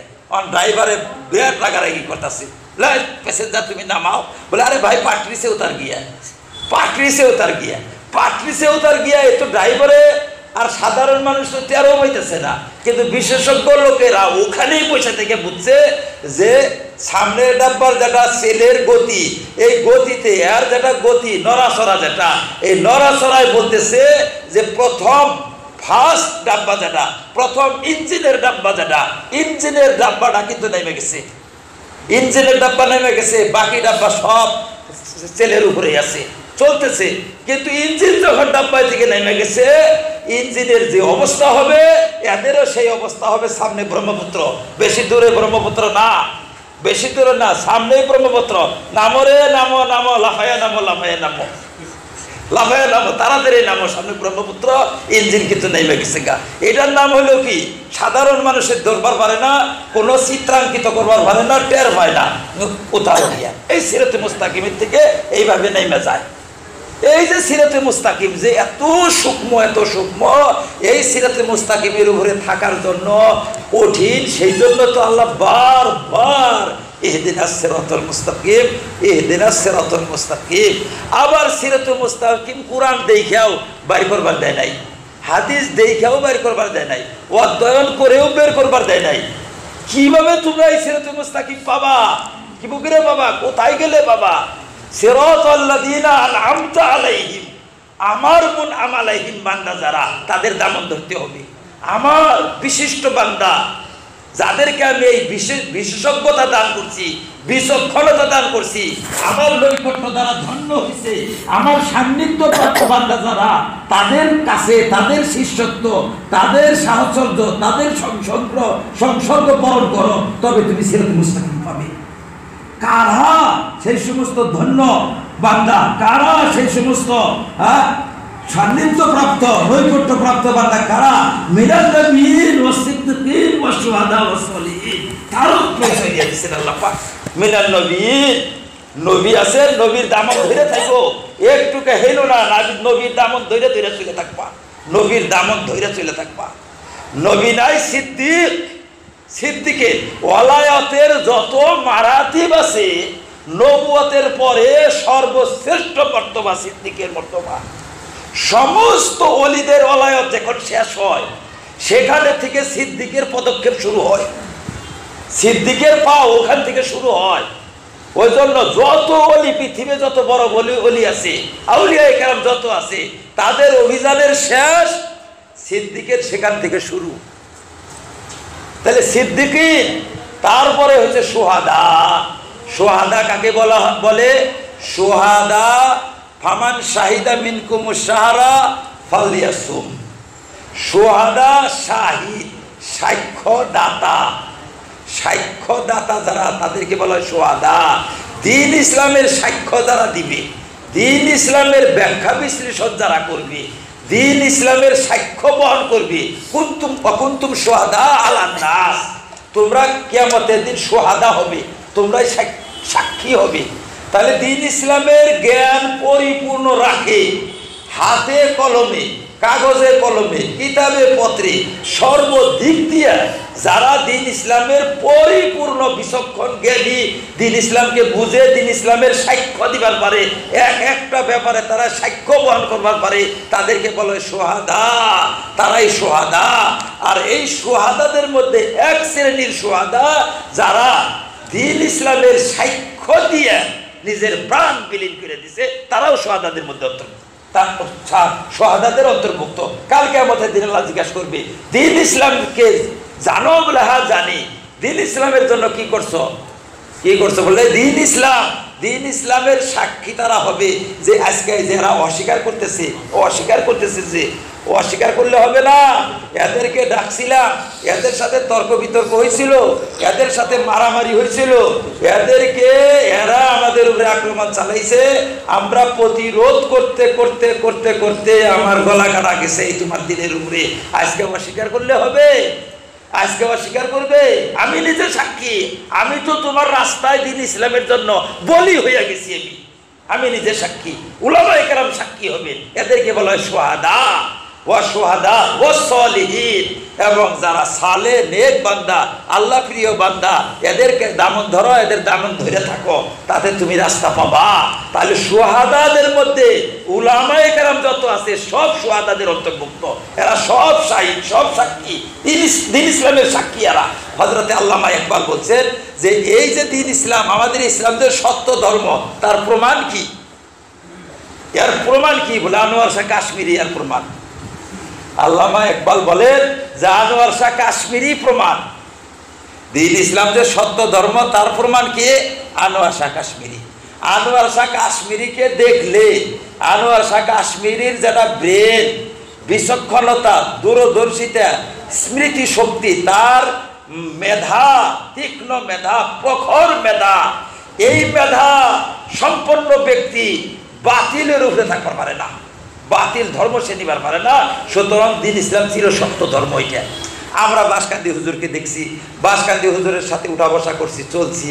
বাসকান্দি হুজুরকে যদি না দেখতাম, হুজুরের সাথে যদি না চলতাম, তাইলে অন্তরে দুঃখ থাকতো যে মানুষ দেখি নাই জীবনে, মানুষ দেখি নাই। বাসকান্দি হুজুরকে দেখার পরে মনে হয়েছে যে মানুষ দেখলাম। এই যে শুনছি মানুষ মানুষ মানুষ, মানুষের যে বিশ্লেষণ করছে, ব্যাখ্যা করছে, মানুষের যে পরিচয় দিছে, সারা ইন্ডিয়া ঘুরছি, সারা ভারত ঘুরছি, বিভিন্ন দেশ ঘুরছি, বিভিন্ন দেশ ঘোরার পরে দেখলাম মানুষ কাকে বলে। মানুষ দেখলাম না, আক্ষেপ থাকতো। বাসকান্দি হুজুরকে দেখছি মানে মানুষ দেখলাম। মানুষ কাকে বলে? মানুষ দেখার বাকি হইতো না। মানুষ কি জিনিস? এই মানুষ জন্ম নেয়, এরা ক্ষণজন্ম মনীষী, হঠাৎ জন্ম নেয়, হঠাৎ এরকম মানুষ জগতে আসে আর জগৎকে দেখায়। মানুষ কাকে বলে? তোমরা তো মানুষ মানুষ মানুষ মানুষ করতেছো, মানুষ তো জীবনে দেখোই নাই, মানুষ তো জীবনে দেখো নাই, মানুষ তো খালি মুখে মুখে মানুষ মানুষ করতেছো। আল্লাহ পাক যুগে যুগে হঠাৎ একটা মানুষ পাঠান, আর সেই মানুষটা দেখার পরে তখন যুগের লোকেরা বলে যে হা হা মানুষ দেখলাম, মানুষ দেখলাম। বাসকান্দি হুজুরকে দেখার পরে বাসকান্দি হুজুরের অস্তিত্বটাকে দ্বীন ইসলামের দলিল হিসাবে মনে হইতো আমাদের। তার কিছুই লাগবে না, অন্য কিছুই লাগবে না। বাসকান্দি হুজুরের অস্তিত্বটা, তার জাত, তার সত্তাটা দ্বীন ইসলামের সত্যতার প্রমাণ, এরকম মনে হইতো আমাদের কাছে। তাহলে শাহিদ বলা হয় এদেরকে। এই সমস্ত ব্যক্তিবর্গকে শাহিদ সুহাদা, এরা হলো সাক্ষী, এদের দামনকে ধরো, ও সালিহিন এবং সালিহিনদের দামন ধরো। 4 শ্রেণীর লোককে ধরতে বলেছেন আল্লাহ পাক। এই 4 শ্রেণীর সাহায্যে তোমরা সিরাতে মুস্তাকিম পাবে, তাছাড়া সিরাতে মুস্তাকিমের উপরে থাকতে পারবে না। তাহলে সিরাতে মুস্তাকিম খুব সূক্ষ্ম, খুব কঠিন, একেবারে সূক্ষ্ম একটা রাস্তা। এই যে বলতেছি এটা দেখবো, দেখি নাই এখনো। তাহলে সিরাতে মুস্তাকিম দেখেন, এখন বাইরে গেল গায়ের মুকাল্লিদ আর আমরা, ওরাও কোরআন হাদিসের উপর আমল করে, আমরাও কোরআন হাদিস, আমরাও ইমামকে মানি না, ওরাও ইমামকে মানে না। কিন্তু পার্থক্য কি? বলে আমরা কোরআনকে মানি, ইমামকে মানি না। ইমামের পরামর্শ নিয়ে কোরআনকে মানি, ইমামের পরামর্শ নিয়ে হাদিসকে মানি। ওরা ইমামের পরামর্শ ছাড়া হাদিসকে মানে, পরামর্শ ছাড়া কোরআনকে মানে। দেখেন একবারে এক সাইড করে দিল। ইমামকে মানলেও গুমরা হবে, না মানলেও গুমরা হবে। মানলে ব্যক্তি পূজারি শুরু হবে, ব্যক্তি পূজারি এখানে নাই। কোনো ব্যক্তির ধর্ম চলে না, ধর্ম তো ইসলাম হবে, কোরআন এবং হাদিস হবে। কিন্তু কোরআন হাদিস তোমার পকেটের ব্যাখ্যা বিশ্লেষণকে নেবে না, তুমি ব্যাখ্যা বিশ্লেষণ করার অধিকার রাখো না, করতে পারবে না। এই যে সূক্ষ্ম পার্থক্য। ওরা বলে যে আমরা কোরআন হাদিসের উপর আমল করবো, কোরআন হাদিসের উপরে আমল করা তো গুমরাহি, কোরআন হাদিসের উপরে আমল না করাও গুমরাহি। সিরাতে মুস্তাকিম তাহলে কোনটা? বলে কোরআনের উপরে আমল করতে হবে কিন্তু সরাসরি না, হাদিসের উপরে আমল করতে হবে সরাসরি না, বিশেষজ্ঞ লোকের পরামর্শ নিয়ে। এবার যদি ডাক্তারি শাস্ত্র মানো না না মানো, যদি বলে যে আমি চিকিৎসা শাস্ত্রকে মানি না, চিকিৎসা শাস্ত্রের বুক যত আছে এই বুককে আমি মানি না, ও গুমরা। আর যদি বলে না না চিকিৎসা শাস্ত্রের যত বুকস আছে সেই বুকসের আমি অনুকরণ করি, ও গুমরা মরবো। বলে চিকিৎসা শাস্ত্রের যে সমস্ত বুকস আছে এই বুকসেরই অনুকরণ করা লাগবে, ওই বুকস অনুপাতে ওষুধ খাইতে হবে, নিজে নিজে না। এই বেলুরের ডাক্তার, বোম্বে ডাক্তার আর এই টাটা হসপিটালের ডাক্তারের পরামর্শ নিয়ে এই বুকসের ওষুধটা তোমার প্রয়োগ করা লাগবে। তুমি ক্যান্সার রোগী, ক্যান্সার রোগী যদি বলে যে না এই বুকস আনো আমার কাছে দাও, বুকস দেখে আমি ওষুধ খাবো, ও গোমরা। আর যদি বলে এই বুকস এগুলা পাতে এগুলা খাওয়া যাবে না, ওই যে আমাকে গ্রামের বুড়িমা আছে, ওই বুড়িমা বলে গাছ ডইলে দেয়, ওই আনো বলে, তাও গোমরা হবে। ওই জন্য ডাক্তারকে মানাও যাবে না, আবার মানতেও হবে। এইটা হলো সিরাতে মুস্তাকিম। তাহলে দেখা গেল কি সিরাতে মুস্তাকিম যে জিনিসটা,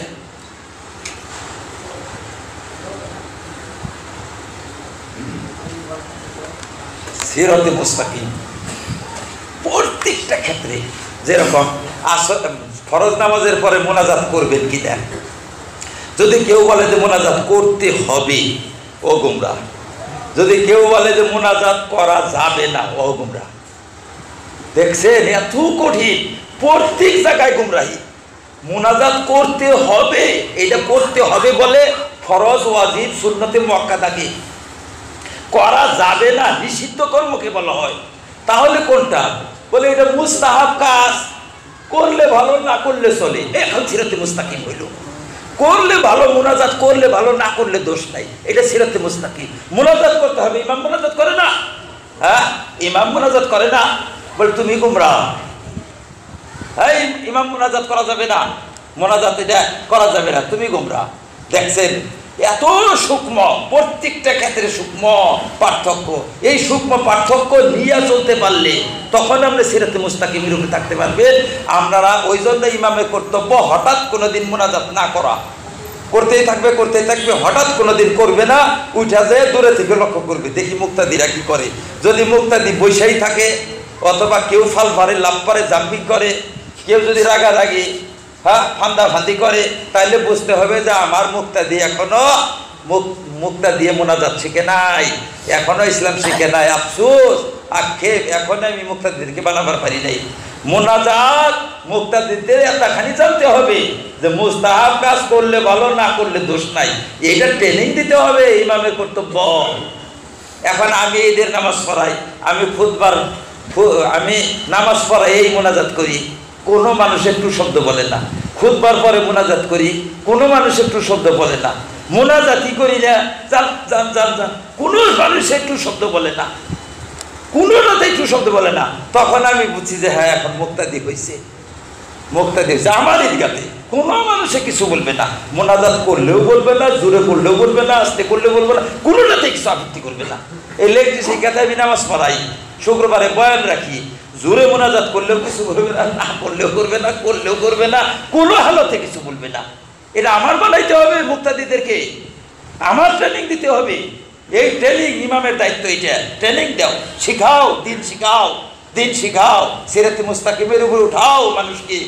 তাহলে এইটা হলো সিরাতে মুস্তাকিম। এখন আমরা তো ভাবি যে কি করছে উনি, একটা মশলাতে ভুল করছে তাই কি করছে, আরে একটা মশলা কি করছে, সাইকেল তো ওর আগেই ঠিক আছে, গাড়ি ওর আগেই ঠিক আছে, একদম ঠিক। বলে গাড়ি চলবে না, চলবে না, চলবে না, এটা বলে কি গাড়ি চলবে না, এত দামের গাড়ি, 20 লক্ষ টাকা, 20 লক্ষ টাকার গাড়ি, আর এত চকচকা ঝকঝকে গাড়ি, এটা চলবে না। আর আমাদেরকে ভাঙ্গা গাড়িতে উৎপান্নিকা করে, এইটা চলবে, এটা চলবে, ভাঙ্গাটা চলবে। তোমরা তো বুঝবা না, তোমরা যদি বুঝতা তাইলে তো তর্কই হইতো না। এই যে চকচকা গাড়ি, ওটার মধ্যে পাম্প সাইডে দিছে বলা হাতে, আর এই যে ভাঙ্গা গাড়ি যে, ওটাও তো শক্তিশালী না, কিন্তু পাম্প টাম সব ঠিক আছে, এটা চলবে যাবে, কিন্তু এটা যাবে না, এটা পাম্প সাইডে দিছে। এখন পাম্প সাইডে দিলে যে হয় কি, এই অভিজ্ঞতা তো থাকতে হবে। পাম্প সাইডে দিলে কি হয়, পাম্প কি, আবার পাম্প কি বকেরা বেরিয়ে যায়, বলে কি বকেরা পাম্প কারে কয়, বলে তুমি পাম্পই জানো না, তুমি তর্ক করবার আসছো। হ্যাঁ, এখন তো বর্তমানে এরকম অবস্থা হয়েছে, আলেমদের সাথে যারা তর্ক করে তারা বলে হ্যাঁ পাম্প গেছে দিকে এইটাই যাবো না, পাম্প গেছে গেছে, গাড়ি তো দামি গাড়ি তো যাবো না কেন, বলে তুমি পাম্পই ছিল না, পাম্পই ছিল না, তুমি আমার সাথে তর্ক করবার আসছো, তোমার আমি পাম্প শিখাবো না গাড়ি শিখাবো, এখন কোনটা তোমার শিখাবো? এই হলো অবস্থা। যাই হোক, এখানে কি লিখছে এটা একটু দেখি। এখানে লিখছে আমাদের তেমন কোনো জ্ঞান নেই, যার ফলে বিভক্ত তাবলিগি জামাত নিয়ে আমরা দিশাহারা। আশা করি তাবলিগের বর্তমান পরিস্থিতি নিয়ে পবিত্র কোরআন হাদিসের আলোকে আলোচনা, বিস্তারিত আলোচনা করবেন। এইটা লেখছে এক ভাই, একজনের না 2-4 জনে মিলাও হইতে দিচ্ছে। এটা আপনারা কি বলে, আপনারা কি বলেন? এই প্রশ্নটা কি ঠিক হয়েছে? বর্তমান তাবলিগের পরিস্থিতি নিয়ে, বর্তমান তাবলিগটা বলে 2 ভাগে বিভক্ত হয়েছে, শুনছেন না আপনারা? বর্তমান তাবলিগটা 2 ভাগে বিভক্ত হয়েছে। এই বিভক্তি নিয়ে কিছু আলোচনা করবেন, যাতে আমরা দিশা পাই, রাস্তা পাই, দিশাই পাই, এটা বলছে। আপনারা কি বলেন? এটার উপরে কিছু বলা যাবে? দেখি, বলা যাবে তাই না? বলা যাবে না, দেখি বলা যাবে না, যাবে না তো মানুষই নাই, তাই বলা যাবে আছে খালি। তাহলে এটার সম্পর্কে বেশি বলার দরকার পড়ে না। আমার এই বক্তব্যগুলা মনে রাখলে কিছু কোনো ওই রকমের প্রয়োজন পড়ে না। এখন আমাদের অনেকেই বলবে যাচ্ছে হয়েছে কি গো, কাজ এত সুন্দর চলতেছে, এত জামাত বাইরেতেছে, এত ইস্তেমা হইতেছে, বাপ রে বাপ, হাজার হাজার লাখ লাখ কোটি কোটি মানুষ ইস্তেমা, দিনের কাজ এত ভালো হইতেছে, কিন্তু এদের মাথায় ব্যথা, কি ব্যথা হইল, এদের মাথায় কি ধরছে, এটা কি ব্যথা হয়েছে, কি হইল এদের ব্যথা? আমি আজকে জুমায় বলছি যে এখন তো পাম যে বুঝে না, পাম বুঝে না, তো বলবেই যে এত সুন্দর গাড়ি গ্রহণ করে না কেন, এত সুন্দর গাড়ি গ্রহণ করে না কেন? পাম যে বুঝে না, ওই পাম না বুঝলে তো বুঝবে না। সব ঠিক আছে, কিন্তু পাম বেরিয়ে গেছে না, পাম বেরিয়ে গেছে। এই হলো পার্থক্য। ওই জন্য খুব সূক্ষ্ম পার্থক্য, সাধারণ মানুষ বুঝতে পারে না, ধরতে পারে না।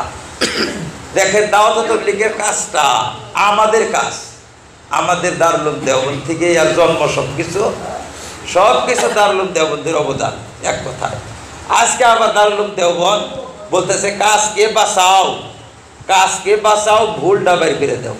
কাজের মধ্যে কিছু ভুল আসছে, ভুল ভ্রান্তি আসছে, ভ্রান্তিকে বের করে দাও। এখন বাপে বা মায় একজনের 2 বেটা হয়েছে, কি 2 জনের একটা 2 বেটা হয়েছে, একজনের বেটা মারা গেছে, রইল 1 বেটা। অনেক 2 জনে 1 বেটা নিয়ে লড়াই করে, কয় যেটা আমার বেটা, ও কয় আমার বেটা। আর কি বকেরা ফয়সালা করবে? হাকিম বুদ্ধি করে ফয়সালা দিল যে তাইলে এক কাম করো, দুইজনেই যদি না ছাড়ো তাহলে এই আনো ডেগার একটা ছুরি আনো, কাইটা দুজনের ভাগ করে দিই। এই কথা বললো, আনো কাইটা ভাগ করে দিই। তো একজনে বললো যে না না না না, ভাগ যদি করবেন তাহলে আমি ছেড়ে দিলাম ওর কাছে থেকে, আমার লাগবে না। আর একজনে না না ভাগ করেই দেন, ভাগ করেই দেন। ওর তো বেড়া না, আমারটা পড়ছি, ওরটাও মোরক সমান সমান হইব। আর যার বেড়া হে কইতাছে আমার কাছে না থাকলেও বেড়া তো বাইসে থাকবে, ওর কাছে থাক তাও বেড়া বাইসে থাক। এখন অবস্থা হয়েছে এরকম, এখন যে দুই ভাগ হইয়া গেছে, একটা ভাগে তারা বহু চিন্তাশীল যে এখন যদি বেড়া নিয়ে কারাকারি করি তাহলে ভাগ করে দিব। ভাগ করবার নিকে খারাপ রয়েছি মোদি বাবা, মোদি বাবা আর আমেরিকা বাবা, এরা সবাই খালি চাইতেছে যে ভাগ করে দিব। আপনারা হাত তৈরি পয়সা রয়েছেন, এত বড় একটা তাও আপনারা কিছু কর না, ভাগ আমরা করে দিব। কিন্তু একজনে কয় না না না না ভাগ লাগবো না, ও ভাই খাই তাও ভাগ লাগবো না। যারা বুঝে, যারা জ্ঞানী, যারা বুদ্ধিমান, তারা বলতেছে যে ভাগ লাগবে না, ভাগ লাগবে না। না হইলে কবে খেলা আরম্ভ হয়ে গেত গা, খেলা তো কবে আরম্ভ হইতো, কিন্তু আরম্ভ হয় না কেন? যে ভাগ করে দিব খেলা খেলাবার গেলে। কিন্তু না বুঝ মানুষে খেলা খেলাবার চায়, যা মনে হয় তাই ফিয়া এক এক বক্তব্য করে, এক এক বক্তব্য বাইর করে। আর শক্তি পরীক্ষা, এই যে শক্তি পরীক্ষা শুরু হয়েছে, শক্তি পরীক্ষা, শক্তির বল দেখাইতেছে যে দেওয়া আমার কত শক্তি। এখন শক্তির মোকাবেলা করলে ভাগ করবার দিকে আসবে। যার জন্য শক্তি পরীক্ষা না কইরা সূক্ষ্ম চিন্তা, খুব গভীরভাবে চিন্তা কইরা রাস্তা ধরা দরকার, অবলম্বন করা দরকার। এখন আমাদের মধ্যে বাচ্চা কি জিনিস নিয়ে, কি জিনিস নিয়ে মতবিদ্যা হয়েছে, খুব বড় না, ছোট হয় জিনিস, ছোট হয়। আবুল আলা মওদুদি বলছিল মেরে নজদিক, আবুল আলা মওদুদি একটা বাক্য বলছিল মেরে নজদিক। এই মেরে নজদিক বলার জন্য আবুল আলা মওদুদি গুমরা হয়ে গেল গা, মেরে নজদিক বলাতে। এই একটা শব্দ মেরে নজদিক, এই কালকার ঘটনা, এই কালকার ঘটনা সালমান নদী বলছে মেরে নজদিক। এখন সালমান নদী গুমরা, অথচ সালমান নদী এত বড় আলিম ছিল, এত বড় আলিম যে আরব আজম পর্যন্ত কাঁপত, আরব অনারবের মানুষ কাঁপত সালমান নদীকে শুনলে। আজকে সালমান নদী আরবে প্রবেশ নিষিদ্ধ, পাকিস্তানে প্রবেশ নিষিদ্ধ, বাংলাদেশে থেকেও কঠোরভাবে প্রবেশ নিষিদ্ধ করছে, সালমান নদী ঢুকে না। অথচ সমস্ত দেশ থেকে, সমগ্র পৃথিবী থেকে সালমান নদীকে ইস্তেকবাল করতো, সাদর অভ্যর্থনা জানাইতো, সাদর সম্ভাষণ জানাইতো সালমান নদীকে। কিন্তু সালমান নদী আজকের দিনে সমস্ত দেশে প্রবেশ নিষিদ্ধ করে দিছে। কি জন্য? মেরে নজদিক, এই একটা শব্দের জন্য। এই শব্দটা খুব খারাপ শব্দ, জঘন্য শব্দ এইটা, মেরে নজদিক এই শব্দটা। কিরকম খারাপ শব্দ? মেরে নজদিক এই শব্দটার মানে কি? আবুল আলা মওদুদি কি বলছিল? বলে গুলি কা শিকার মেরে নজদিক হালাল হয়। मेरी राय है कि गुली का शिकार ও হালাল হয়। এই কথাটা আবুল আলা মওদুদি বলছিল। আরে মেরে নজদিক, তোমার ধর্ম আমরা পালন করি নাকি? তুমি কি খবর আইছো? মেরে নজদিক, মেরে নজদিক চলবে না এখানে। তুমি মেরে নজদিক কবা, উনি মেরে নজদিক কবা, আমি মেরে নজদিক কবা, তাহলে দিন ইসলাম থাকবে? মেরে নজদিক কি জন্য বলা এটা? মেরে নজদিক বলা যাবে না। এই মেরে নজদিকে খেয়ে হারিয়ে দিছে। আবার সালমান নদী কই হারিয়ে দিছে মেরে নজদিক। কেউ করে মেরে নজদিক কইছে? দেখেন একটা মশলা, পিকচার নেওয়াটা, ফটো তোলাটা বিশেষ প্রয়োজন ছাড়া ফটো তোলা শরীয়তে জায়েজ নাই। বিশেষ প্রয়োজন ছাড়া, বিশেষ প্রয়োজনে ফটো তোলা জায়েজ আছে, বিশেষ প্রয়োজন ছাড়া ফটো তোলাটা ইসলামে জায়েজ নাই।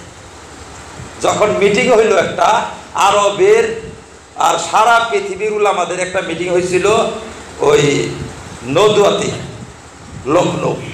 সেই মিটিংয়ের মধ্যে সালমান নদী ছিল, দারুল উলুম দেওবন্দের শাইখুল হাদিস হজরত মুফতি সাইদ আহমদ পালনপুরি সাহেব ছিলেন। প্রথম বয়ান হইল সালমান নদী সাহেবের। এরা সাংবাদিকরা আসছে, যে বড় বড় মেশিন পাতি নিয়ে ফটো টটো নিবে, ইজাজত চাইল।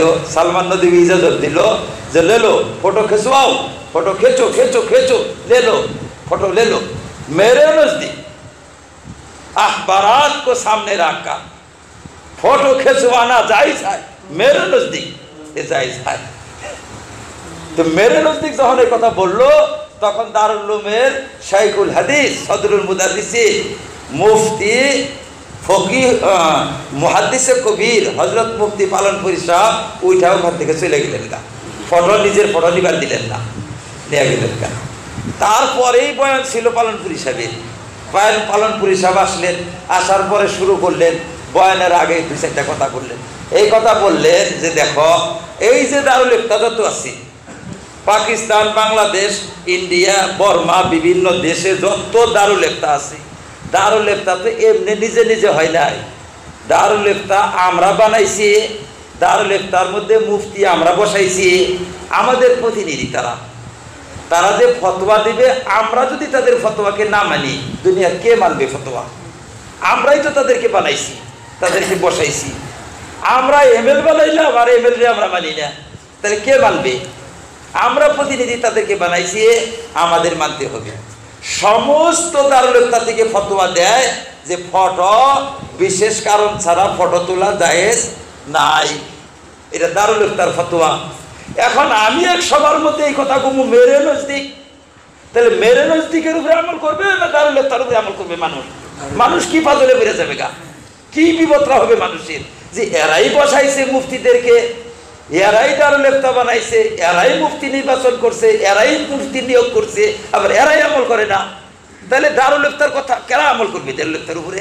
কাজে যদি এটা জায়েজ যদি হয়েছে, জামানার টাকা যায় প্রয়োজনে কিবা কারণে কোনো দলিলের ফাঁক ফুকর দিয়া যদি ফটো তোলা জায়েজ হয়েছে, তাহলে মেরে নজদিক বলার অধিকার নাই, দারুল ইফতাকে বলো, লেখো। দারুল ইফতা থেকে ফতোয়া দিবে যে ফটো খেঁচুয়ানা যাই যায় তখন ফটো তুলবার পারবা, তাছাড়া ফটো তুলতে পারবা না। আমি নিষেধ করি না, কিন্তু আমি বলি যে দারুল ইফতা থেকে আসতে হবে। मेरे नजदीक कोई बात नहीं है। আবুল আলা তো গুমরাহ হুয়া, मेरे नजदीक কাকা কি? আবুল আলাই তো গুমরাহ হয়েছে। আবুল আলা আর আমাদের মধ্যে কি পার্থক্য? আবুল আলা মোদি তো মেরে নজদিক নিয়েই লাগছিল, মেরে নজদিক গুলি কা শিকার হালাল হয়, এই শব্দই লেগে গেল। মেরে নজদিক খবর হয়েছ আজকে সাত সাত তো মেরে নজদিক বারবার ডাক দিয়া কইতেছি, मेरे नजदीक एंड्रॉइड मोबाइल रख करके नमाज नहीं होती। अरे मेरे नजदीक मानुष तो काइबे उठे शब्दটা শুনে, अरे मेरे नजदीक इस्लाम की तुम्हारे नजदीक, तुम्हार राয়ের नाम इस्लाम, তোমার অভিমতের নাম ইসলাম, তোমারই মতামতের নাম ইসলাম, তুমি তো মতামত শুরু করে দিলা দিন ইসলামের মধ্যে। এই যে এই শব্দটা মারাত্মক শব্দ, মেরে নজদিক। এই শব্দের জন্য সালমান নদী গুমরাহ, এই শব্দের জন্য আবুল আলা মওদুদি গুমরাহ, এই শব্দের জন্য আহমদ রেজবি গুমরাহ, এই শব্দের জন্য আহমদ কাদিয়ানি গুমরাহ, এই শব্দের জন্য আজকে সাত বিতর্কিত। এই শব্দটা মেরে নজদিক শব্দ, এই মেরে নজদিক শব্দটা উঠাইয়া দিয়া বলো যে ইসলাম যা বলে সেইটাই আমার নজদিক বলতে আর কিছু নাই, আমার কোনো মতামত নাই। ইসলাম যা বলে আর ইসলাম বলে, ইসলাম তো আর কথা কব না, না ইসলামে কথা কয়? ইসলাম তো কথা কয় না।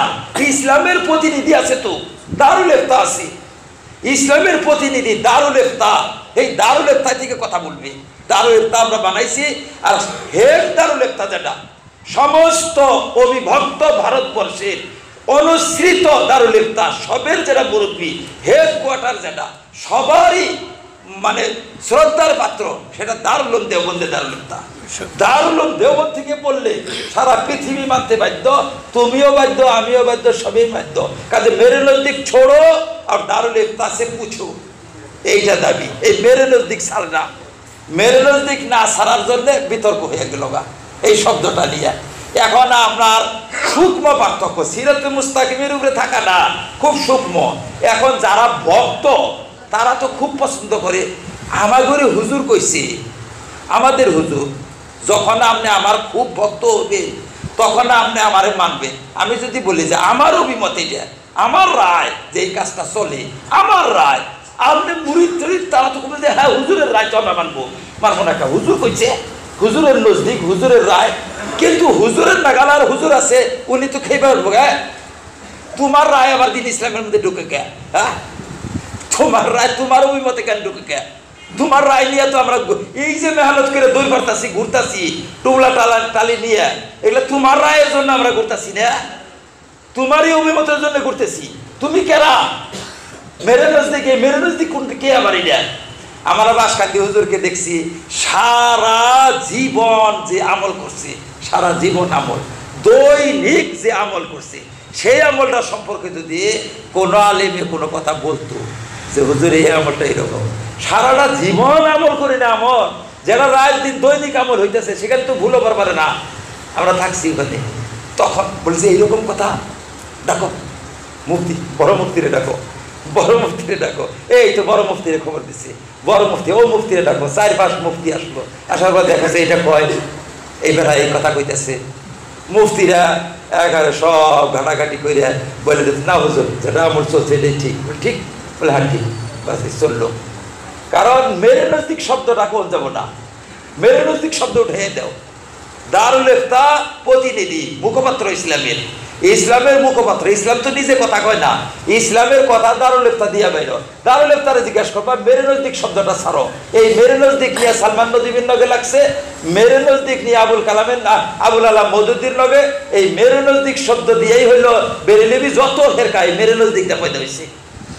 সব ফেরকা মেরে নজদিক এইটাই। নিজের রায় যখন ঢোকান শুরু করছে, নিজের অভিমত যখন ঢোকান শুরু করছে, তখন ফেরকা পয়দা হয়ে গেছে গা। আর যদি তওবা করে আসছে, তাহলে সে ব্যক্তি ফেরকা হয় নাই, ভালো হয়েছে। তওবা করে নাই, ফেরকা হয়ে গেছে। আমাদের উলামাদের মধ্যে এরকম হয়েছে, কিন্তু তারা সাথে সাথে প্রচার করছে যে আমার অমুক মশলাটা ভুল হয়েছে। হযরত থানভী সাহেবের কিছু রুজুনামা আছে, প্রত্যেক আলেমেরই থাকে। কথা কইতে বলতে হঠাৎ বেশকম হইয়া যায়। যদি বেশকম হয়েছে, তাহলে সাথে সাথে সমস্ত মানুষকে তারা জানাইয়া দিছে যে আমার অত তারিখের বয়ানটা আমার একটু স্লিপ হয়েছে, আমার কথা বলতে একটু স্লিপ হয়েছে, এইটা এইরকম হবে, এই ধরনের হবে, এটা বলছে।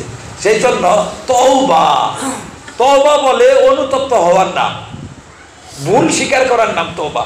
ভুল স্বীকার করা, রুজু করা, বিভিন্ন শব্দ, তওবা, রুজু করা, ভুল স্বীকার করা। ভুল স্বীকার করা কাকে বলে? যে এই যে অমকটা। এবার ভুল মানুষের দুই রকমের, নির্জনে আর সজনে। যদি ভুল নির্জনে হয়েছে, নির্জনে তওবা হবে। যদি সজনে হয়েছে, সজনে তওবা হবে। 1 লাখ মানুষের সামনে তুমি বয়ান দিচ্ছ, তোমার বয়ানটা ভুল হয়েছে, 1 লাখ মানুষের সামনে বলতে হবে যে আমার বয়ান ভুল হয়েছে। আর যদি ঘরের ভিতরে তোমার বউর কাছে ভুল হয়েছে, তাহলে ওই 1 লাখ মানুষের কাছে জানাবো না, তোমার বউর কাছে কইলেই হবো যে আমার বয়ানটা ভুল হয়েছে। 1 কোটি মানুষের সামনে বয়ান দিলা, বয়ান দিয়ে বাইতে যায়, বউর কাছে কইতে যায় আমি রুজু করলাম, বউর কাছে কই যায় আমি রুজু করলাম। আচ্ছা তুমি রান্ধন করে রুজু করলে দুনিয়ার মানুষ জানবো কি ভাই?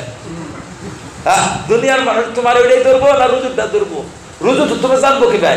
সেই জন্য ইসলামের নির্দেশ হলো যে রুজু করলে ওই মহফিলেই করতে হবে, যে মহফিলে, যে বড় সমাবেশে তুমি ভুল করছো সেই সমাবেশে। কাজেই সাত সাপ রুজু করছে, কিন্তু রুজু করার পরে দারুলুমের সাথে যেটা বিতর্ক, এখানে কয়েকটা আছে, তার মধ্যে যে পয়েন্টটা ধরছি যে সাত সাপ রুজু করছে মসজিদে, বয়ান দিছে ইস্তেমাতে, বয়ান দিছে ইস্তেমাতে, রুজু করছে মসজিদে, বয়ান দিছে দিল্লিতে, রুজু করছে কাকরাইলে। এই যে রুজুগুলা, এই রুজুগুলা দেওয়ান থেকে বলতেছেন যে রুজু তুমি যেভাবে বয়ান দিচ্ছ সেইভাবে রুজু জায়গা, তাও আমরা মাইনা নিলাম, তাও মাইনা নিছি আমরা, তোমার রুজু টুজু সব মানছি। কিন্তু আমাদের একটা অভিজ্ঞতা হয়ে গেছে গা। অভিজ্ঞতা তো হয়, বারে বারে দেখতে দেখতে একটা অভিজ্ঞতা হয়, বারে বারে দেখতে দেখতে অভিজ্ঞতা, একবার না 16 বছরের অভিজ্ঞতা। 16টা বছর ধরে আমরা দৈনিক বলতেছি এটা ভুল, এটা ভুল, এটা ভুল, কিন্তু ভুল তো এই মুহূর্তে ভুল, তারপর মুহূর্তে আবারও ভুল করে। তাইলে এখন কি আপনি হাল চালাবার দিবেন? এতবার যদি নাঙ্গল লাগে, ফাল লাগতে লাগতে আর কিছু রইল না, হ্যাঁ, খুর টুর সব শেষ হয়ে গেছে গা। নাঙ্গল হাতে দিলেই ফাল লাগায়, নাঙ্গল হাতে দিলেই ফাল লাগায়। এখন কয় যে না আর লাগামো না, বলে না না আমার দেখা শেষ করছি, আর নাঙ্গল দেওয়া যাবে না। এইটাই তো বলবে না, না কি বলবে?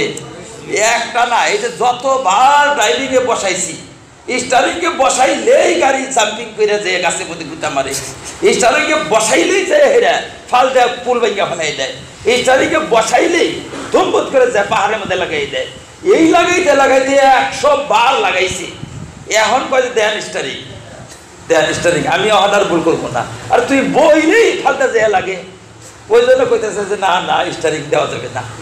রুজু কবুল, তোমারে মাপ, তোমারে ক্ষমা, সব কিছু আমরা করছি, কিন্তু আমাদের ভয় যে এখন স্টারিংকে বহাইলে আবার বান কোনটা গুতা মারবে, আর গুতা মারলে তো আর বিনাশ একবারে গুতা মারলে। এইটা নিয়ে বাঁচছে। এখন ওরা বলে যে হ্যাঁ দারুল থেকে ক্ষমা করে না কেন? আরে ক্ষমা তো করছি, ক্ষমা করে লিখছে যে অবস্থা যেটা আমাদের অভিজ্ঞতা 16 বছরের অভিজ্ঞতা, স্টারিং ওনার হাতে দেন যাব না, ওনার হাতে দেওয়া যাবে না। কিন্তু কাম বলে কাম বড় ভালো করছে, কাম খারাপ করে নাই। উনি যে মেহনত করছে, পরিশ্রম করছে, দিনের খেদমত করছে, সব ভালো ভালো। তো খুব ভালো হইলেও আসার যদি বেশি পড়ে ভালো তো, কিন্তু আসার পড়লে তারে চলবার দিতে হবে না যে আপনি বইয়েই থাকেন, আপনি বইয়ে থাকেন, আপনি জানি ধরে দেরি পারেন না, আপনি পয়সা থাকেন। ওই জন্য বলছে যে আপনি এখন পয়সা থাকেন, আপনার হুকুমেই কাম চলবে। আপনি হুকুম দেন, মুশির রাখেন, পরামর্শ রাখেন, পরিষদ রাখেন। দারুল দেওবন্দ থেকে এখন বলছে 3টা জিনিস সমস্ত বিশ্ব থেকে দাবি জানাইছে, 3টা জিনিস আপনারা বিচার করবেন যে সাদ সাহেবের পক্ষে না বিপক্ষে। 3টা জিনিস। 1 নম্বর দাবি জানাইছে যে ইলিয়াস সাহেব যে তবলিগ করছিলেন, 3টা আমির গেছে পার হইয়া, তাদের এই 3 আমিরের যে তবলিগের রূপরেখা ছিল, যে তর্জ তরিকা ছিল, সেটাকে বহাল রাখতে হবে। নিজের তরফ থেকে বদলানো যাবে না, বদলানোর প্রয়োজন হইলে পরামর্শক্রমে বদলাইতে হবে।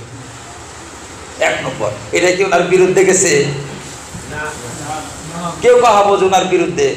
2 নম্বর দাবি হইল যে এই 3 আমিরে বারবার পরামর্শ পরিষদ রাখছে, পরামর্শ পরিষদ আপনিও রাখেন। এটা কি ওনার বিরুদ্ধে? ওনার তো সহায়ক তারা। 3 নম্বর হয়েছে যে এই 3 আমির যে গেছে, এই 3 আমির দারুল দেওবন্দের দারুল ইফতারে মাইনা চলছে, দারুল দেওবন্দের ফতোয়া মাইনা, ফতোয়া ফলো করে করে চলছে। আপনিও ফতোয়া ফলো করে চলবে, ফতোয়া মাইনা চলবে। এটা কি কোনো ভুল কথা কইছে? আমি ভাষাটা একটু পার্থক্য কইলাম, কিন্তু সারাংশ এটা, ভাষা এটা না, সারাংশটা আমি প্রকাশ করলাম যে সমস্ত আমি দারুল দেওবন্দের ফতোয়া মাইনা গেছে, আপনিও ফতোয়া মাইনা চলেন। মেরে নজদিক বাদ দেন, আপনি মেরে নজদিক বাদ দিয়ে ফতোয়া অনুসরণ করেন। এই 3টা দাবি কি কেন খারাপ দাবি? খারাপ দাবি তো না। এই 3টা দাবি দারুল দেওবন্দ থেকে করছে, দারুল দেওবন্দ না সারা বিশ্ব থেকে করছে। কিন্তু এই 3টা দাবি মানলেই হয়ে যায়, 3টা দাবি মানলে হয়ে যায়, কিন্তু 3টা দাবি মানতেছে না। এটা ছোটো একটা ইখতিলাফ ছিল, ছোটো, কিন্তু অহন হয়ে গেছে গা, এটা বড় হয়ে গেছে গা। এরকম বড় হয়েছে যে ওরা যে সব কথা বলতেছে, সেই সব কথা মানে খুব খারাপ কথা হইতেছে। যেমন আগে আমি বললাম যে কওমি মাদ্রাসার কি দরকার, কওমি মাদ্রাসার এত, কওমি মাদ্রাসা নিয়ে মাথা মারতেছ। কওমি মাদ্রাসা তখন ছিল না, তখন কি ইসলাম ছিল না? হ্যাঁ, তখন ছিল না ইসলাম। আরে বাবা দেখেন তো, আল্লাহর রসুলের জামানা আজকাল জামানা, দুইটাকে একসাথে তুলনা করতে পারবে? তুলনা হবে। জেনারেল শিক্ষার যে জগৎটা, এই জগতের সাথেই তো কেউ যদি বলে যে আমার বাপ দাদা বা আমার পর দাদার যুগে কোন স্কুল ছিল দেশে, তাই কি দেশ চলে নাই? স্কুল করতে সব ভেঙে দাও স্কুল সব, তাহলে কোনো যুক্ত কথা হবে এটা? যে আমার দাদার কাল আমলে তো স্কুল ছিল না, ভেঙে দাও স্কুল। আরে এত মেহনতের পরে স্কুল।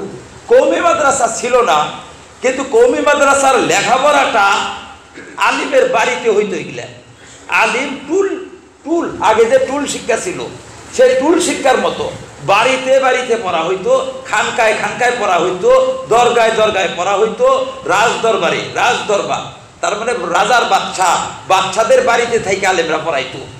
কিন্তু এই সিস্টেমটা ছিল না। সিস্টেম তো ধীরে ধীরে রূপ ধারণ করে। আল্লাহ রসুলের মসজিদের মধ্যে সবসময় 70-72 জন ছাত্র পড়তো, সবসময় পড়তো। কিন্তু আজকে যদি আমরা বলি যে সেই যুগে, যেমন আমি অনেক সময় বলে থাকি, চারা গাছ, আমরা বট গাছের চারা ফেলাইছে, 400-500 বিচি ফেলাইয়া পাশার তলে রেখে দিছে, সবটি চালাইছে স্বাস্থ্যবান একবারে।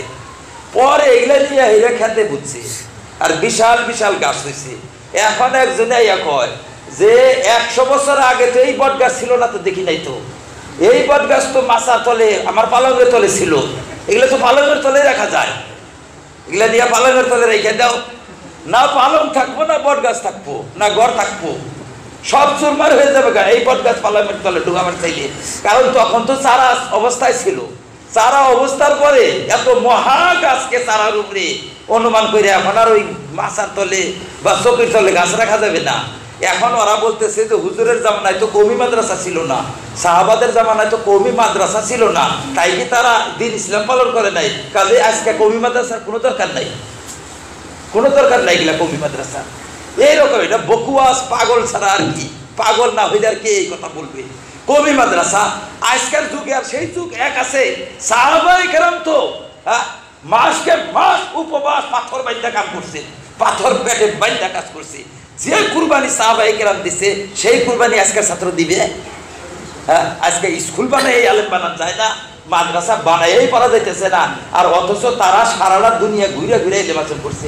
ইমাম বুখারী কত দেশ ঘুরছে, কত দেশ যার জঙ্গল ঘুরে ঘুরে এলেম হাসিল করছে তারা। আজকের পোলাহান যাবো এলেম হাসিল করবার জন্যে, খানা না দিলেই সব স্টাক করে নিয়ে পরের দিন রওনা দেয় যে খানা ভালো হয় নাই, তাই জায়গা। আর তারা হজরতে ইমাম মোহাম্মদ পড়ছেন, যে ইমাম মোহাম্মদের ইতিহাসে লিখছে ইমাম মোহাম্মদ সারা দিন পড়তেন, আর রাত্রে বাজার ভেঙে যেত। যখন বাজার ভেঙে যাওয়ার পরে বাজারে গেতেন, বাজারে যায় দেখতেন যে শাক সবজি যারা বেচছে ওই যে মূলার উপরকার পাতা ফেলাই দেয় কিনতে সময়, মূলার উপরকার পাতা, তারপরে কফির উপরকার পাতা, এই পাতাগুলা খাইয়া লেখাপড়া করছে। ওই রাত্রে ওই পাতা যাইয়া খাইছে, এইভাবে লেখাপড়া করছে, আর কোনো ব্যবস্থা নাই। ইমাম তারা আজকে আমাদের ইমাম, সেই ছাত্র আজকে আছে পারবে? লেখাপড়া কিভাবে করে করছে? দৈনিকই দেখে যে এখানে একটা ছাত্র পড়ে, পরে জিজ্ঞাসা করলো একজনে যে তুমি এখানে দৈনিকই দেখি, এনে কি করো তুমি? বলে আমি পড়ি, আমি কোরআন হাদিস পড়ি, তেল কিনবার কোনো ব্যবস্থা নাই, রাজবাড়ির পহরটা পরে নাই, ওই বাড়ির পহর পরে, এই জন্য আমি এখানে পড়ি। এটাই এমন আছে। এই রাজবাড়ির পহর কোন সময় জ্বালাবে, আর সেই পহর আবে, আর সেই পহরে পড়বে। এত অভাবের মধ্যে তারা এক একজন ইমাম হইছে, আর আজকে কি এইভাবে পড়বে? আজকের দিনে এত খানা দিয়া পাশে লাইগে থাকে, বাপরে বাপ। জিজ্ঞাসা করেন গা বড় বড় শিক্ষিত মানুষগুলারে, কিভাবে তেলটা পুষাইয়া কোনো বেলে দরকার পারে না, বলান রে কোনো পাইলেই সোজা করবার পারে না, পিছলা জায়গা কোনো পরে লেখাপড়া করার পারতেছে না। আর এই যুগে যদি আজকে বলি যে স্কুল সবাইকে দাও, খালি অ্যান্ড্রয়েড মোবাইল দিয়ে দাও, এলে ভাষণ করবো নি, ইউটিউব বাবার কাছ থেকে, ইউটিউব হুজুরের কাছ থেকে, নেট হুজুরের কাছ থেকে এলে ভাষণ করবো। নেট হুজুরের এলেম যদি হয় জানেন কি হবে? নেট হুজুরের এলেম তো একবারে ধ্বংস হয়ে যাবে। তাকে উসমানী সাহেব বলছে, তুমি যদি তোমাকে নিয়ন্ত্রণ করতে না পারো তাহলে মোবাইল হাতে নিও না। এমন নিয়ন্ত্রণ করতে হবে যে কোনো একটা পিকচার আমি জীবনে দেখবো না, কোনো পিকচার দেখবো না।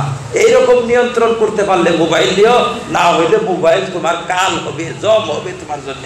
কিরকম জম হবে? আগুন জ্বালাই দেয় না রাত্রে, আগুন জ্বালাই দিলে চতুর্দিক থেকে পঙ্গপাল এসে পড়ে, মুসাইয়া পুড়ে, আর চর করে পুড়ে, পুড়তে পুড়তে সকালে দেখবেন ঠেকি মেরে গেছে, এত পুড়ছে এত মরছে। ও আগুন দেখে, খেয়াল যাইয়া পড়ে। আজকে আমাদের ছেলে মেয়েরা আগুন দেখা পড়তেছে, এটা আগুন, এই মোবাইল আগুন, এই আগুনের মধ্যে পড়তেছে। এখন তো বোঝা যাবে না আগুন কইরা, এটা আগুন, আগুন হবে কবরে, এই মোবাইলটা আগুন হবে। এই মোবাইলটাই কবরের মধ্যে জ্বলা উঠবে, একবার রা কইরা জ্বলে উঠবে, জাহান্নামের মধ্যে রা কইরা জ্বলে উঠবে। আর ভিতরকার যেটা ব্যাটারি শেষ হয়ে যাইতেছে, ব্যাটারি শেষ, ইমানের ব্যাটারি আছে, ইমানের ব্যাটারি আছে, ফিউজ হয়ে গেলে আর ইমানের বাতি জ্বলে না। ইমানের ব্যাটারি আছে ভিতরে, ইমানের ব্যাটারি চার্জ হয় কিভাবে? হাদিসে আসছে, যখন আপনি একটা নেক কাজ করবেন একটা আলো সৃষ্টি হবে, এই আলোটা আর একটা নেক কাজকে তালাশ করবে, আর একটা নেক কাজ করবেন আর একটা আলো হবে, এই আলোটা আবার আর একটা নেক কাজকে আকর্ষণ করবে। যেরকম নেক কাজে থেকে আলো হয়, আবার আলো নেক কাজকে আকর্ষণ করে, একটা আর একটাকে আকর্ষণ করে, এইভাবে বান্দা এগিয়ে থাকে। এবার আপনি একটা ফটো দেখবেন, একটা বাতি নিভা গেল গা, আর একটা ফটো দেখলেন, আর একটা বাতি নিভা গেল গা, আর একটা ন্যাংটা আইলো, আর একটা বাতি নিভা গেল গা, আর একটা একবারে ন্যাংটা, আর একটা বাতি নিভা গেল। এই যে চার্জের বাতি যে নিভতেছে, নিপতে নিপতে নিপতে নিপতে যে একবারে শেষ হয়ে যাবে গা, ফিউজ হয়ে যাবে ব্যাটারি, আর এমন ফিউজ হবে তখন আর ঢুকবে না, আর ঢুকবে না ঈমান, আমল, তাকওয়া, আখিরাত, বিশ্বাস বলে বস্তু থাকবে না। কাপুরুষ বানায় ছাড়বে একবারে, একবারে কাপুরুষ, এমন কাপুরুষ তোমার কাছে বউ থাকবে না, একবারে কাপুরুষ বানায় ছাড়বে তোমাকে। ওই জন্য এই যে মোবাইল, এই মোবাইল বাবারে বাদ দিয়া, মোবাইল হুজুর বাদ দিয়া এই আসল হুজুরে ধরা লাগবে। কাজেই এই যে বলছিলাম যে এইটা হলো কি সিরাতে মুস্তাকিম, এইটা হলো আমাদের মানে বিতর্ক। এই বিতর্ক থেকে বাঁচার জন্য রাস্তা কি দিবেন? ওই জন্য সরল রাস্তা, আলেম ওলামাদের পরামর্শ নিয়ে সরল রাস্তায় যদি চলা যায় তাহলে বিভ্রান্তির থেকে বান্দা বাঁচতে পারবে, উম্মত বাঁচতে পারবে, উম্মত বাঁচতে পারবে। খুব বড় ধরনের কিছু ছিল না, সাধারণ একটা ছিল, সেই জিনিসটা থেকে জিনিসটা দিন দিন বড় করতেছে। আপনারা যদি সেই মানে ওই ক্লিপ যেটা আমি বললাম বাংলাদেশের ক্লিপ, আপনারা যদি শুনতে চান নিজেরাই শুনতে পারবেন। ভাষা কিন্তু আমি ওদেরটা বলি নাই, ওদের ভাষায় থেকে যেটা রেজাল্ট পাই হয় সেইটা আমি বলছি, কারণ একজনের ভাষা তার একজনের মুখস্থ করে বলে না। আপনারা শুনতে পারবেন, মৌলানা সাহেবের কাছে ক্লিপ সেটা আছে, আমার মোবাইলেও আছে ক্লিপ, ওইটা শুনবার পারবেন। দেখেন কিভাবে বলছে কওমি মাদ্রাসার কথা। আর শেষে বাইর করছে কি, শেষে বাইর করছে এইটাই যে আজকে আলেম ওলামাদের দ্বারায় কোনো ধরনের উপকার হইতেছে না, কোনো উপকার আলেমদের দ্বারাই হইতেছে না, কোনো উপকার হয় নাই। আবার জিজ্ঞাসা করছে 60 বছরের মধ্যে তুমি কি পাইছো আলেমদের কাছে? কিছুই পাই নেই, 60 বছরের মধ্যে কোনো কিছু হয় নাই। বলে 60 বছরের ভিতরে তোমার কোন আলেমের দরকার পড়ছিল? না, কিচ্ছু দরকার পড়ে নাই আমার আলেমের 60 বছরে। তারপরে বলছে যে আমারই দোকানের এখানে তালাক, দুনিয়ার মানুষ আসে তালাক, তালাক নিয়ে এখান থেকে 3 তালাকের ফতোয়া দেয়, মানে কয়জনে? বলে 95% জনে মানে না। কেন মানে না? কেন মানে না? মানে না তার কারণে আলেমদের জন্যই মানে না, মানে না। মানে আলেমরা যে আলেম এই পন্থা যেটা, তার মানে মানবে কখন? মানে আমাদের রাস্তায় আসলে এবার সব হয়ে যাবে। ওরা এটা বলতেছে যে আমাদের রাস্তায় আসা লাগে, আমাদের রাস্তায়। তো এখন তানকিস আর এই কোনো একটা জিনিসের গুরুত্ব বর্ণনা করবেন আপনি। গুরুত্ব, তাবলিগের গুরুত্ব ঠিক আছে, তাবলিগ বহুত জরুরি, তাবলিগ ভালো, তাবলিগ ছাড়া দিন ইসলাম টিকে থাকবে না, এটা ঠিক আছে। তাবলিগের খেদমত, তাবলিগ বহুত বড় খেদমত, কিন্তু তাবলিগের গুরুত্ব বর্ণনা করবার যাইয়া অন্য একটা দিন ইসলামের অন্য একটা শাখার যদি আপনি হারাস করেন, শাখাকে যদি আপনি নিচা করেন, তাকে যদি অবহেলিত করেন, তাহলে তো বহুত বড় ক্ষতি হবে। আমি তার দৃষ্টান্ত দিই, যেরকম দাঁতেরও দাম আছে, হৃদপিণ্ডেরও দাম আছে, ফুসফুসেরও দাম আছে, কিডনিরও দাম আছে, কিন্তু বিভাগীয়। কিডনির ডাক্তারে কিডনির গুরুত্ব দেয়, ফুসফুসের ডাক্তারে ফুসফুসের গুরুত্ব দেয়, চোখের ডাক্তারে চোখের গুরুত্ব দেয়, চোখের ডাক্তারে চোখের গুরুত্ব তো দেয় দেয়, সাথে সাথে হৃদপিণ্ডের গুরুত্বহীন করে না। হৃদপিণ্ডের জন্য পরামর্শ দেয় অমুক ডাক্তারের কাছে যাইও। আর ও যদি ওইটারে গুরুত্বহীন করে দেয় যে চোখের চিকিৎসা করতে সময় একটা গাওয়া মারে, হৃদপিণ্ডের গুড়া মধ্যে গাওয়া মারে, তাইলে ও ডাক্তারের বিপদ না? ও ডাক্তার তো বিরাট বিপদ বুড়ার মধ্যে মারলে। এখন আপনি তাবলিগের ফজিলত বর্ণনা করবার যাইয়ে মাদ্রাসার বুড়ায় যদি খুঁচা দেন তাহলে সর্বনাশ। আর মাদ্রাসার ফজিলত বর্ণনা করবার যাইয়া তাবলিগের বুড়ায় যদি খুঁচা দেন তাহলে সর্বনাশ। কাজে প্রত্যেকটাকে তার তার জায়গায় রেখে গুরুত্ব বর্ণনা করবেন, অন্যটাকে ঠেস দিবেন না, অন্যটাকে তিনি ঠেস দেন না। এইটা হলো দ্বিতীয় অসুবিধা। যেরকম কিছু আমাদের ভাইদের সাচ্ছাপ সহকারে কিছু ভাইদের বক্তব্যের মধ্যে আসতেছে এরকম কথা যে মাদ্রাসায় পড়লেও ঈমান হবে না, বুখারী মুখস্থ থাকলেও ঈমান হবে না, মাদ্রাসায় পড়াইলেও ঈমান হবে না, খানকায়ও হবে না, এই রাস্তায় না আসলে। তাইলে বাকিটাকে অবহেলা করলো, এইটাকেই রাস্তা বলা লাগছিল যে কোনো রাস্তা তো তোমার নিতে হবে। সায়েন্স পড়ো, আর্টস পড়ো, কোনো পড়া তো পড়তে হবে তোমার। আর্টস পড়লেও পড়ো, সায়েন্স পড়লেও পড়ো, বাবা মূর্খ থাকা যাবে না, পড়া লাগবে, পড়া লাগবে। LLB পড়লেও পড়ো, MBBS পড়লেও পড়ো, পড়া লাগবে, মূর্খ থাকা যাবে না। এইটা হলো তার ইনসাফ ছিল। আর বললো যে না, LLB পড়লে কাম নাই, সায়েন্স পড়লে কাম নাই, অমক পড়লে কাম নাই, তমক পড়লে কাম নাই, কোনো পড়ায় কাম হবে না। বলে কোনটায় কাম হবে? খালি একটাই কাম হবে। কোনটা? সেটা কোনটা? বলে এই যে সর্বশিক্ষা, এইটাই এক সর্বশিক্ষায় কাম হবে, বাকি একটাই কাম হবে না। তাইলে এইটা তো একটু বেতাইলা কথা হইলো। দাওয়াত ও তাবলীগের কাজটা এইটা অনেকে বুঝবার না ভাইরা আমাকে আবৃত্তি করবে, এটা সর্বশিক্ষার মতো। সর্বশিক্ষা অর্থাৎ সর্বসাধারণ মুসলমান যাতে আলেম হইয়া যায়, মানে প্রাথমিক জ্ঞান অর্জন করে, প্রয়োজনীয়। ওই জন্য এটা ঘর ঘর সর্বশিক্ষার মতো নামাই দিছে। বিশেষজ্ঞ হবার নিকা না, দাওয়াত ও তাবলীগের জরিয়তে কেউ বিশেষজ্ঞ হবে না, সর্বশিক্ষা হবে, এটা সর্বশিক্ষা। এখন যদি কোনো ব্যক্তি বলে যে কলেজ আলারা বেকার, একবারে ইউনিভার্সিটি আলারা বেকার, হাই স্কুল আলারা বেকার, একবারে হায়ার সেকেন্ডারি আলারা বেকার, একবারে বেকার, বলে কে এইরকম শিক্ষার মধ্যে তারা আসতেছে না। এই যে অঙ্গনবাদী শিক্ষা, তো শিক্ষা এটা, তাহলে ভুল হবে। অঙ্গনবাদী শিক্ষার প্রশংসা করো, কলেজের বিরোধিতা করো না, এটা হলো রাস্তা। এই জন্য বিতর্কটা সৃষ্টি হয়েছে। আর এইটার রাস্তায় যে তুলবে মানুষকে, সরল রাস্তায় উঠাইয়ে দিবি, এটা বিচক্ষণ আলেমের দরকার, বিচক্ষণ আলেম উঠাই দিবে। কাজেই আপনাদের মধ্যে সারাংশ যেটা, আপনাদের এখন আমাদের না, আমরা তো বহুত দূরের, আমরা তো কোনো নাসিস না, আমরা তো একেবারে মানে কোনো গণ্যমান্য ব্যক্তির মধ্যে আমরা পড়ি না, আমরা সাধারণ থেকে সাধারণ, আমরা কিছুই না।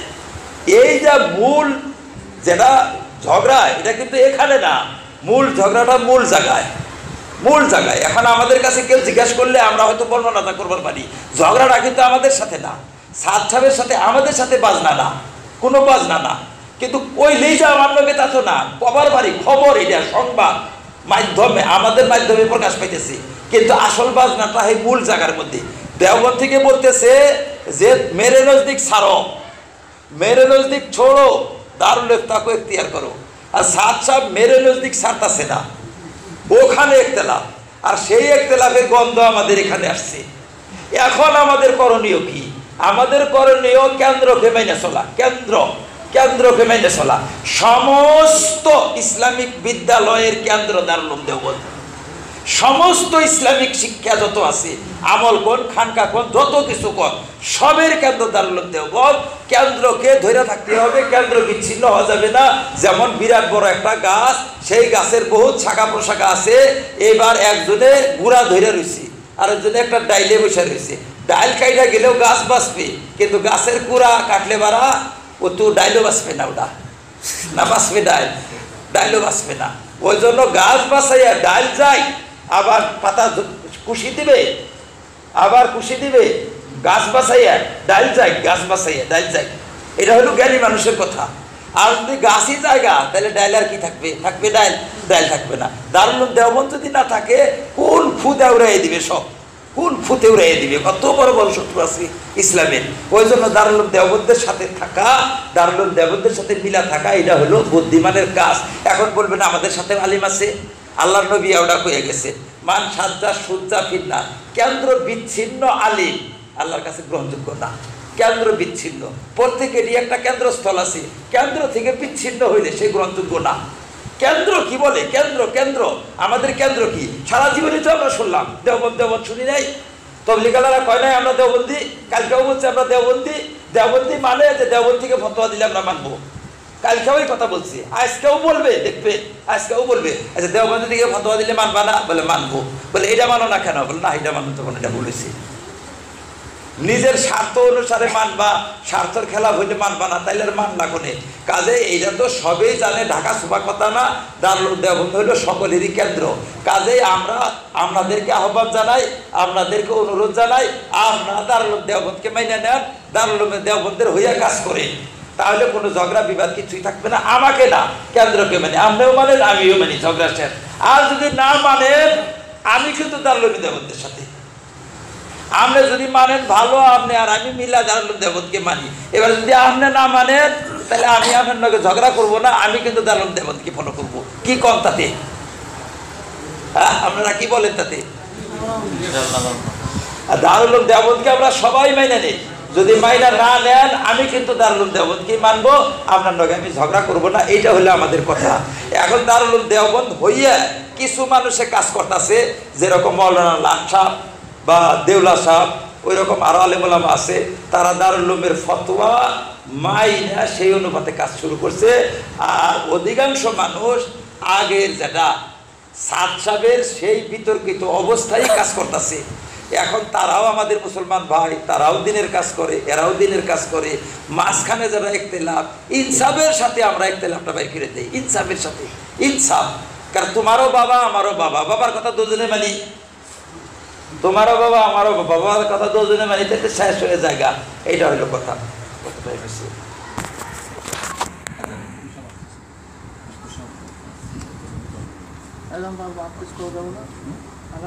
নামাজ